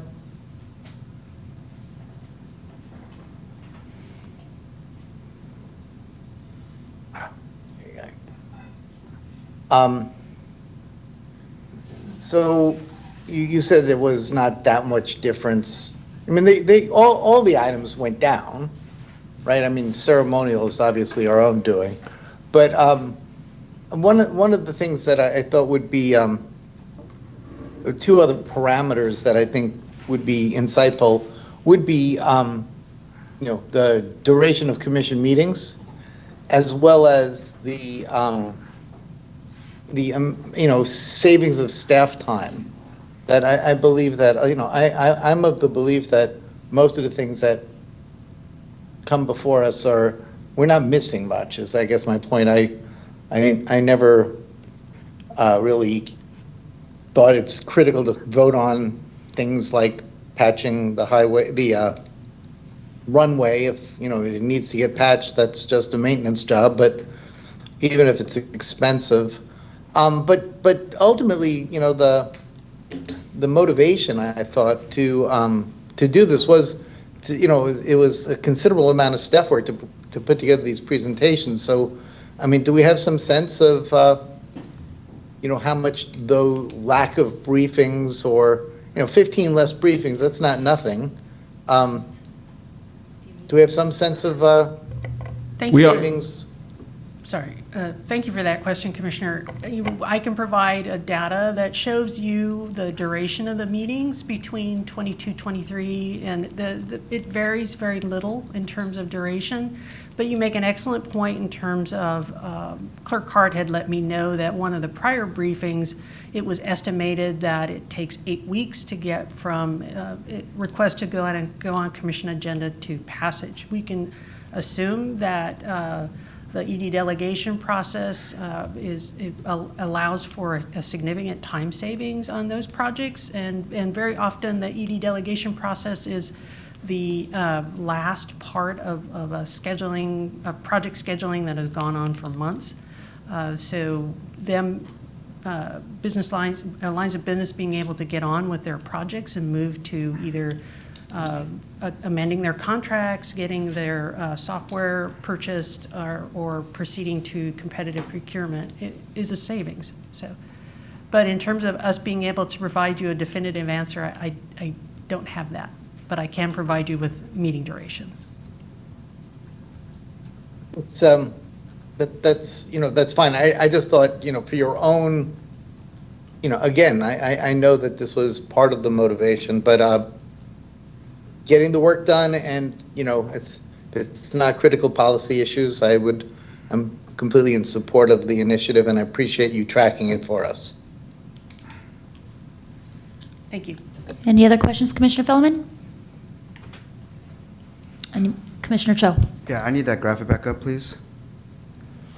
So, actually, Commissioner Fellman touched upon something that had crossed my mind, is that, it's the number of consent items that went from 184 to 147 doesn't really tell me anything, right? Because at the end of the day, consent is all just voted on at once, right? I think similar to what Commissioner Fellman was pointing to, the reason I supported a higher delegation of authority is because I thought it would add to our efficiency and agility as an organization. But I did not see any metrics around that. So I think I expect to see how much time we've saved, how much cost we've saved, right? And whether or not we are more agile as an organization, right? Because we've done this, right? The number of things that come to us is far less relevant to me than how much more effective we are as an organization. And so I'd really like to see those numbers as soon as possible. Okay. That's it. Anything else? Thank you very much for the presentation. Thank you. Much appreciated. I have a quick question. Commissioner Mohammed. We'll turn to you.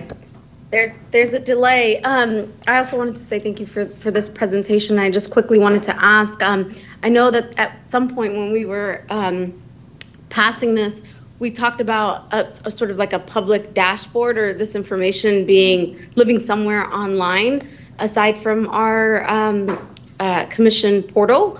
Is that something that is continuing to develop?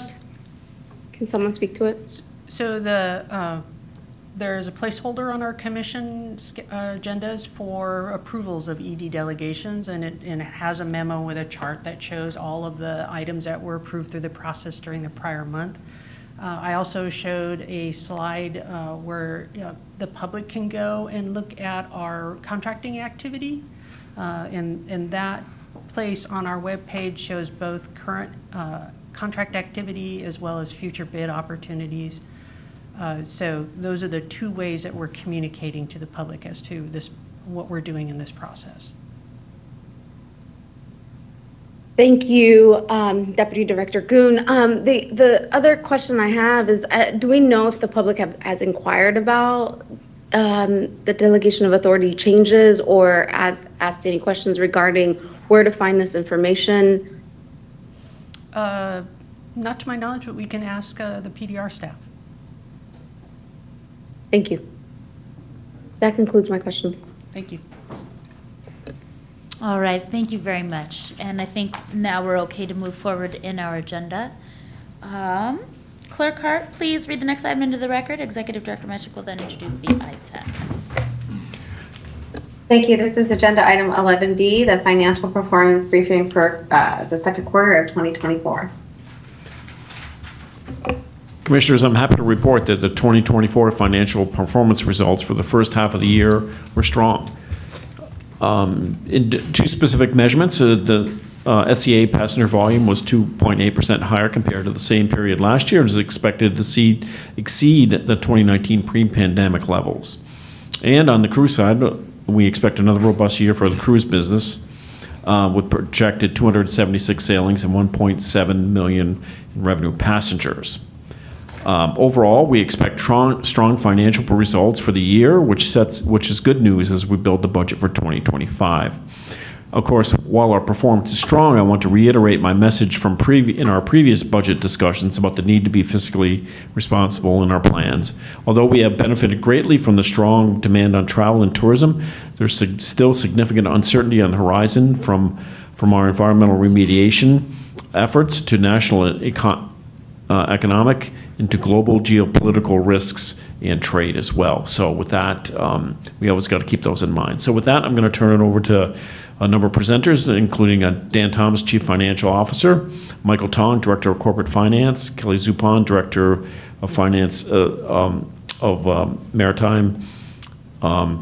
Maritime Finance and Budget, and Heidi Popachok, Director of Aviation Finance and Budget. So with that, I'll turn it over to Dan. Thank you, Steve. Good afternoon, Commissioners. I'll kick it off with Heidi, and then Michael and Kelly will rotate in. We also will keep this very brief in the interest of time. It's largely a good news story, and you have the full packet of information with you, so we will try to be as brief as possible.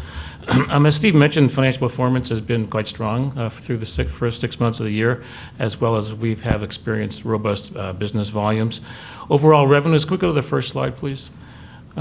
Just for some key highlights. Overall revenues were $9.1 million above budget year to date, reflecting strength pretty much across the board in nearly all revenue categories, and are projected to exceed budget by $24.4 million, or 2.4% on a full year basis.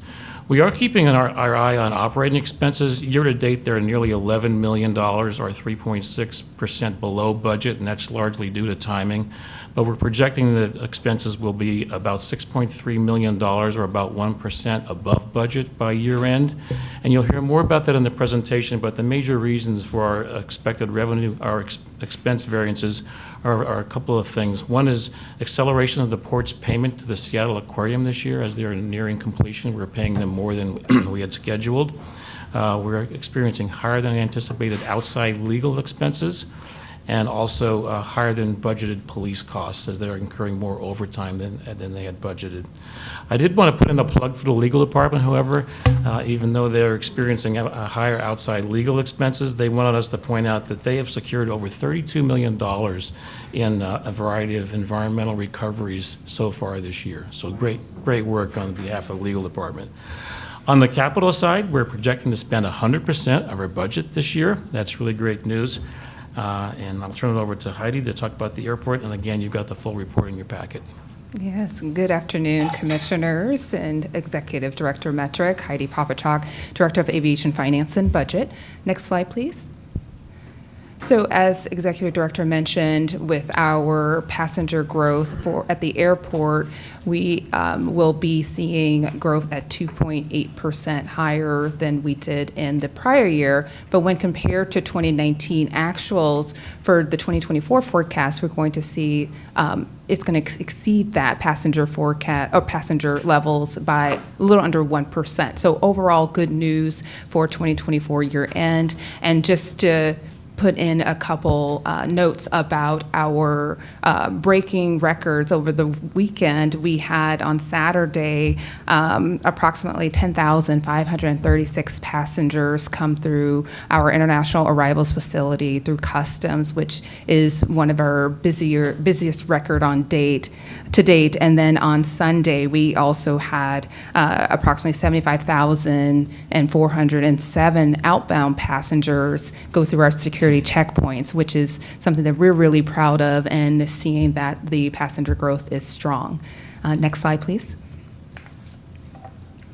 So this slide is just a high-level overview of our revenues, O&M expenses, our key measures, and capital spending.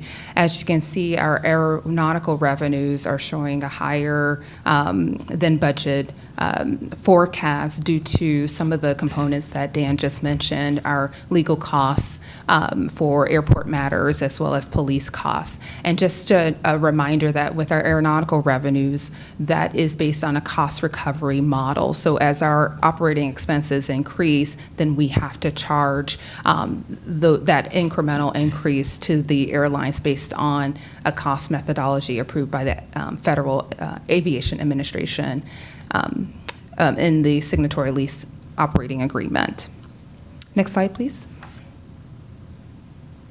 Oh, actually, excuse me, go back to one slide. I didn't talk about the non-aeronautical revenues. And so non-aeronautical revenues are very strong. Those are public parking, garage fees, as well as club and lounges, and also some of our airport dining retail customers. Our operating expenses are forecast to be higher due to the legal matters and environmental remediation liability. Next slide, please. So this is a snapshot of our year-to-date forecast for operating expenses. As you can see, we are roughly under budget at this point in time, about $7.3 million, primarily due to delay in our outside services and also some higher costs in our utility supplies. And we are on track for our salaries and benefits to date. Next slide, please. Next is our operating expenses summary based on our full year forecast. We forecast our year-end expenses to be approximately 1.8% over budget, primarily due to some of our central service costs associated with legal matters and police services. And those are the key drivers for that. Next slide, please. And again, with aeronautical revenues, as I mentioned earlier, with this being a cost recovery methodology, as our operating expenses increase, then we need to charge the airlines for those particular increases based on the type of function it is, as you can see there on the slide. Next slide, please. With our non-aeronautical revenues, as I mentioned earlier, these are the various revenue streams, all performing very strongly. We had we anticipate roughly 20,000 more transactions to come in for our public parking, and as you can see, an increase about $14.5 million in revenue for non-aeronautical revenues. Next slide, please. So with this slide, just to draw your attention to our debt service coverage ratio, that bottom line, that bottom row there, for the 2024 budget, we have a 1.88 times debt service coverage, and with our 2024 forecast, we're looking at 1.94 times, which is very positive, and exceeding our financial metric of 1.40 times debt service coverage. Next slide, please. Then just a brief overview of our airport development fund balance. We currently are tracking at 17 months of O&M for year end for 2024. We have a slight increase of surplus, about $500,000 for 2024, but overall on track to meet our financial target of 18 months of O&M by 2025. Next slide, please. So then looking at our capital spending forecast, the first bar chart there for 2024 Q2 update, as you can see, we are at $684 million. And when we look at the 2024 budget, we had $682 million. We're making significant progress in our SEA Gateway project, which is we're going to spend more than budget on that. But then, as you can see in the text to the right, there are some projects that are going to be delayed for a number of reasons. But overall, we are spending in a pretty positive rate. Next slide, please. And that concludes the aviation division. I'll pass it to my colleague, Kelly Sipa. Unless there are questions. Yes. Does anybody want to ask any questions about this portion at this point? Okay, we can hold on to questions for the next. Great, we'll move on to the Seaport. Thank you.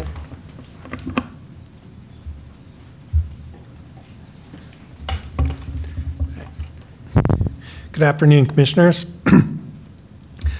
As you can see, I'll be speaking on the Seaport right now, and as you can see in the upper right corner, the Northwest Seaport Alliance had really improved volumes, an 11.5% increase in container volumes and really strong cargo volumes. That cargo was driven in part by really strong grain volumes. When you look in the lower right-hand corner, you can see a huge increase year to date from last year at their grain terminal. Our cruise is seeing less calls in 2023 less calls than 2023. However, the vessels are larger and we're having a higher occupancy rates on these vessels. And the final one at Shilshole Bay Marina, you can see we've had a record occupancy so far year to date. Next slide, please.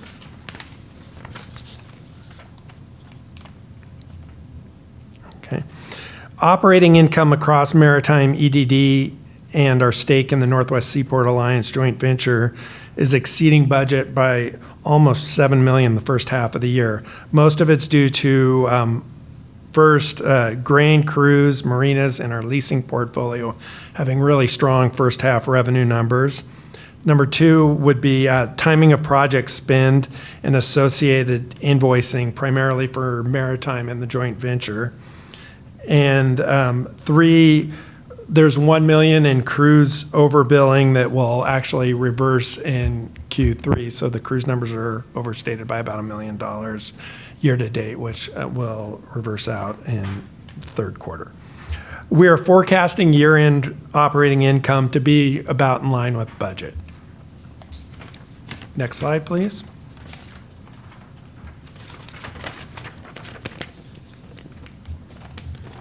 Next one, please. All right. Okay. Highlights for the Maritime Division here. Revenue is holding up across all business lines. We negotiated two major agreements, a berthing agreement with Holland America and our first major sale of habitat credits based on the restoration work done at Terminal 117. And we continue to make significant progress on our major capital initiatives. Next slide, please. Revenue is looking strong through the first half of the year. Expenses are under budget, primarily tied to the timing of small works projects, which have picked up steam and consulting costs. Also, there was about $80,000 per month in the budget between Maritime and Economic Development Division for equity increases tied to the new comp model. It's looking like the actual expenses for those won't hit until quarter four. And capital spending is currently forecasted at about 108% of budget. Next slide, please.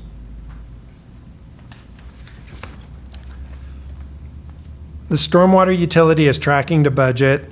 The first half underspend in maintenance will likely be caught up by year end. We have a $5.1 million reserve balance, which is about 1.3 times our target balance. And we'll be coming back to you in, I believe, October, looking at, incorporating this information for what rate increases will be in October. Next slide, please.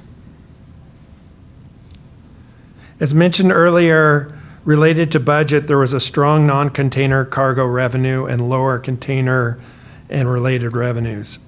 The timing of our expense projects is driving the operating expenses lower than budget. This is somewhat typical for the Northwest Seaport Alliance as it over budgets for a lot of these small works projects. Next slide, please. This slide is the joint venture, which is our stake in the Northwest Seaport Alliance, along with some costs that are tied to those properties that don't necessarily get applied to them. We've got lower tenant reimbursement is offset by a little better revenue from cargo and autos at the Port of Seattle lease section of Terminal 46. And the other one is, if you look down below, the expense, the one-time expense of $757,000 or remediation effort was related to deepening at Terminal 5. All right. Go to the next slide, please. Talk about the Economic Development Division right now. One more slide. All right. Revenue is on track with all the facilities in the parking garage, but conference and event centers have been a challenge. End of June, Columbia Hospitality forecasted 2024 revenue to be about $4 million below budget. Their latest forecast improved by about $500,000. Please note that there's typically about 70 to 80 cents on the dollar of cost savings for every dollar revenue at our conference and event centers, which is why there is a $2.9 million forecasted underspend in budget versus budget. Next slide, please. On this slide, you can see EDD has achieved a higher operating income than budget. This is due to cost savings from the lower conference and event center volumes mentioned earlier and general underspend in the first half. There are further details on this in the appendix. And that does it for Seaport. Unless there's any questions, Michael? Any questions for Kelly? Kelly, the Seaport Alliance numbers are aggregate numbers or just our portion in terms of distributable cash and revenue? Just our portion of it. our half. Yeah, our 50% of it. Okay, yes. the numbers seem low, so I was almost skeptical. Yeah. Okay, thank you. Yeah. Commissioner Fellman or Commissioner? Oh, one Go more ahead, question. Commissioner Fellman. Sorry, come on, question. Yeah, thank you. I'm always kind of surprised. I mean, EDD always shows like negatives. And, for operating income at EDD, does it, we give grants and things like that. So it's obviously opposite of income. I'm just wondering, is there some way to, I don't know if I saw, just like the leases, things broken out that are by definition, revenue generators, so we can track, how well our occupancy rates and things like that are versus these expenses that are incurred? We try and break out the portfolio management in the appendix. Yeah, there is things in the overall budget like tourism dollars that are, obviously reduce the profit and loss statement without really generating any revenue. But we can do that, and I can get back to you maybe with something and send it out to you guys with a further breakdown on that if you'd like. It's just funny, the whole title of the department, economic development, is sort of like the definition of port. And then to have that be consistently a negative number when our overall financial performance is good, it just doesn't seem to be representative of those aspects of the department that are intended to make money. Yeah, right? It's just how it was divided out. Most of our higher revenue generating businesses, fell when we split this up back at the formation of the alliance. Most of those businesses fell into the Seaport or into the Maritime Division, the ones that actually made money, and the Conference and Event Center, and some of them that are lesser, generate less income, more benefits, maybe are in the Economic Development Division. Right. I mean, I'm just really looking for the trends rather than the absolutes, just to get a sense of, how our properties are performing. But the other thing is, so you said that 345% increase in expense in environmental was primarily due to the dredging of T5? Yes. Yeah, that was a remediation from there's some dirty soils when we dredged T5 out there. So that's mostly like an upland disposal kind of a thing, I would imagine. But then on the happy side of the environmental budget is the significant amount of money we got for the habitat credits, which I believe we sold to Lockheed. I'm just wondering whether those revenues are put back into the habitat creation budget while we have sites that are, in our site, shall we say, for, generating more credits. Are we using those monies that we're securing and selling credits to go and generate more, or does that just go into the general fund? Yeah, we're still working on a recommendation on how to handle that, and we'll be talking more with you probably in the fall during our budget and plan of finance.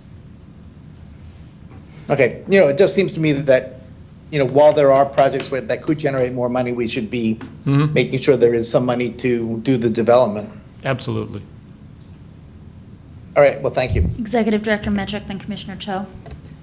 Thank you, Vice President Hasegawa. I think we'll just, thank you, Commissioner Fellman. We will take a look at that, and we can bring that up from the appendix in future reports to kind of reflect that. Those, exactly the point you were talking about, those bringing that information forward. Well, the So- challenge has always been, it's an amalgam of some Yeah, business-generating, revenue-generating businesses, but then a lot of these more what I would term nonprofit activities, Right. environmental grants, Exactly. or economic development grants, tourism grants, and things like that, many of which are funded by the tax levy, by the way. So, yeah, we'll So try we'll to. look at a way to display that going forward Yeah. in a brief thing. They're just substantively different things. Right. And It's so, It's a anyway. unique kind of an arrangement. but it is economic development, it's just for other folks. Right, exactly. Okay, Commissioner Cho. Well, and it's not just other folks, it's for us too. When you spend money on tourism, it helps our cruise volumes as well. I think part of our problem is the money that we invest through EDD does not come back in the form of revenue for EDD. Right. It comes back in the Exactly. form of revenue at the airport or through cruise or what have you. And so, Yeah. you know, the EDD conversation has always confounded me as well because we don't talk about we don't talk about OEDI in the same way, right? And OEDI manages the South King County Fund. We don't say OEDI loses, X amount of dollars. Right. But that's how Right. we characterize EDD. Yeah. And so I think we have a framing issue, right? I agree with Commissioner Fellman. I would like to know if our real estate properties are, cash flow positive and or performing, but the money we give out in tourism grants, actual economic development grants, should not count against how our real estate properties are doing, right? And so I think we just need to figure out a way to better frame it or structure it so that the narrative isn't that the EDD department always loses money. We'll take a look at that. So you guys do what you need to do on the accounting side of things, Yeah. right, for your reporting. But I think going forward for us, if we can parse it out. I think you'd like greater transparency around those different components. Correct. I can frame it that way during our budget Yeah, presentation that we yeah. have. I'll make sure to Sure. take that into That- account. that'll help. Thanks. Thank you. Don't go anywhere yet. Commissioner Mohammed?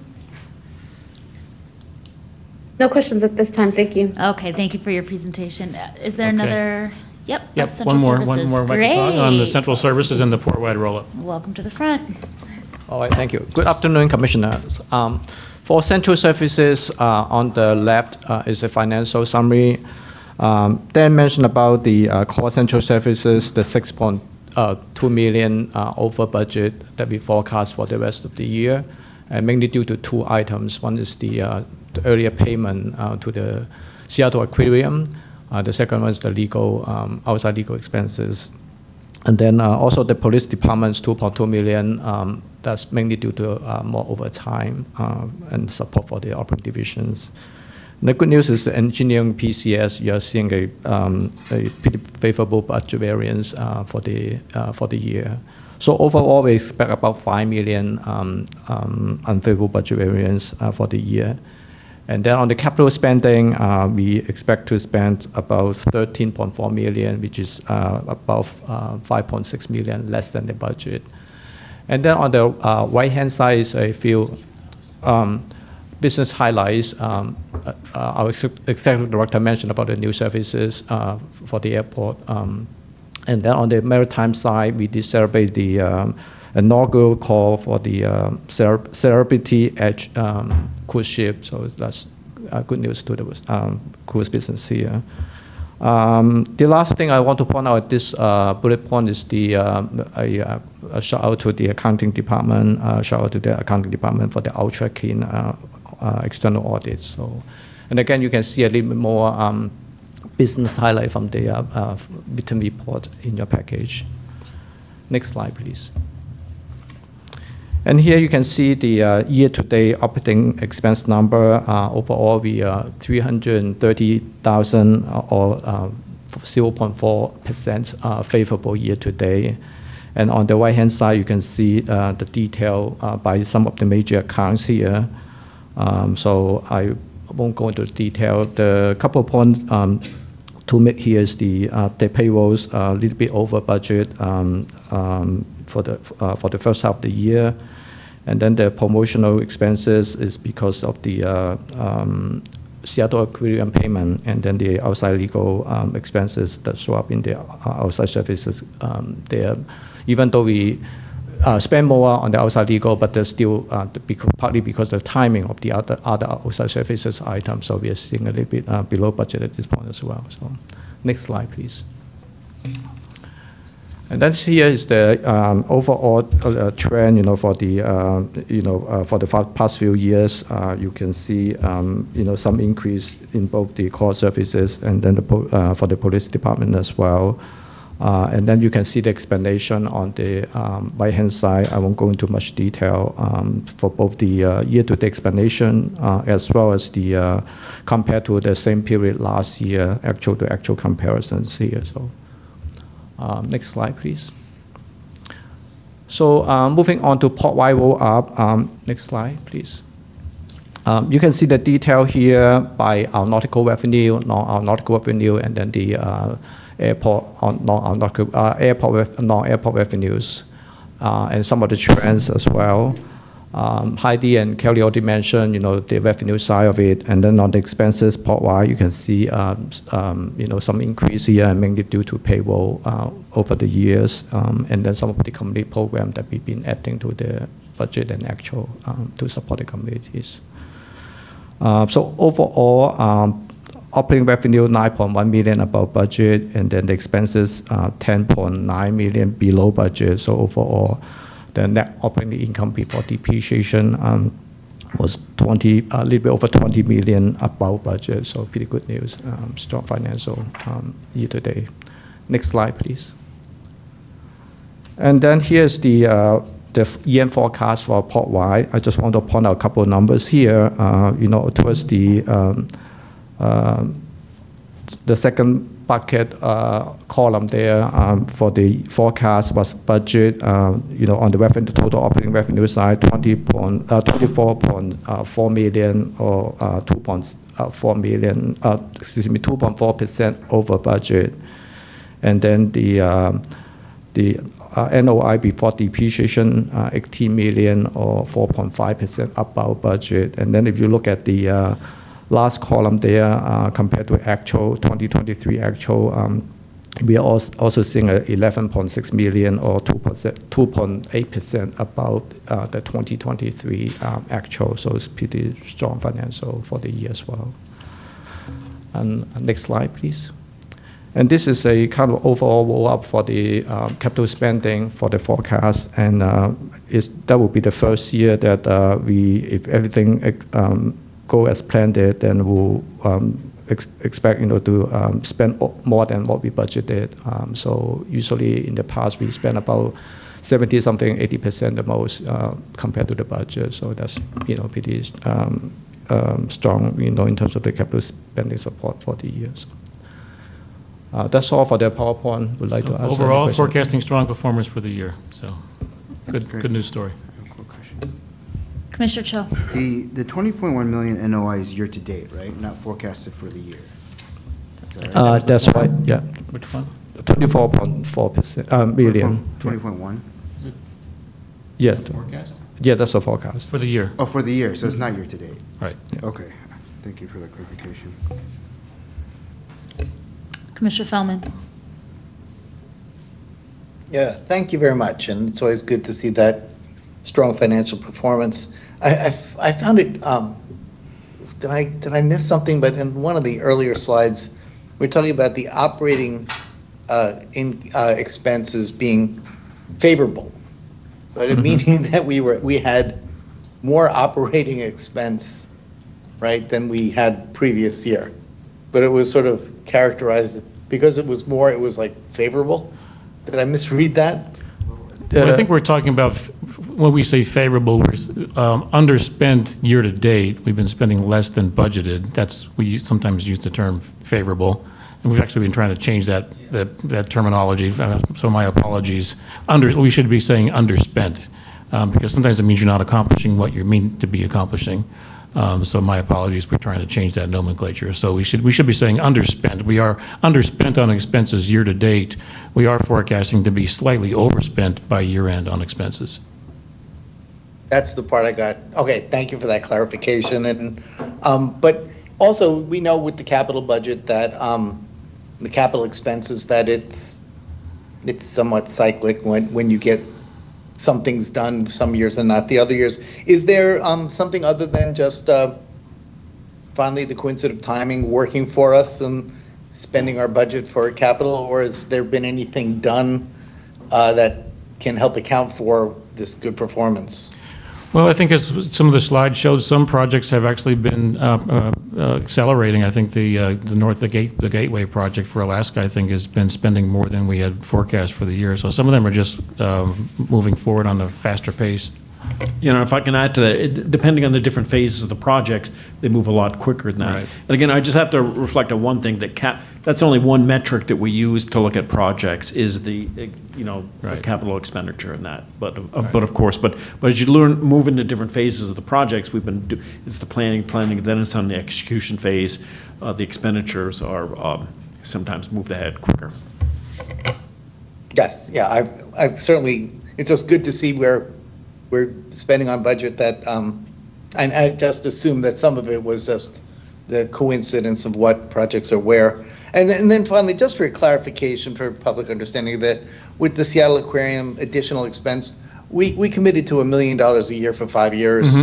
But that was a minimum, and that it was not like we had to do this, but it was the executive's decision because the aquarium was sort of in need, but we weren't obligated to do this. And just so it wasn't like some new expense, it was just an expense you chose to pay forward, right? That's exactly correct. That's exactly correct, Commissioner. We chose to do that earlier, but it will get the savings in the out years of those payments. That's correct. Thank you. Commissioner Mohammed? No, thank you for the presentation. No questions. And I'd also like to thank you for the presentation. Okay. Thank you. Appreciate the information. All right, that now brings us to closing comments or motions relating to committee referrals from commissioners. Do I have anything from my colleagues? Commissioner Cho. Yeah, I just wanted to wish a happy birthday to our very own Preston Tucker and Michelle Hart. I believe that is why Michelle is not here today. And I think Preston's birthday was yesterday, so happy birthday to both of you too. Happy birthday to them. Anybody else? Okay, hearing no further comments and having no further. Commissioner Felleman. Yes, I would just like to note that at this evening's Sea-Tac City Council meeting, they will be discussing their various thoughts on how to proceed with North Sea-Tac Park. And I expect that we will be hearing, they did write to us telling us that they would like to engage in the ultimate disposition of that property. And I just saw the briefing materials for that presentation. It's quite extensive, and it might be of interest for some folks to observe. Great. And I would also like to acknowledge that we have the new president of ILWU Local 19 in the room with us here to welcome Mark Elvertson. Thanks for joining us today. See, it's not a snooze fest. We do good work, right? All right. Thank you all so much. The time is 2:19 and we are adjourned.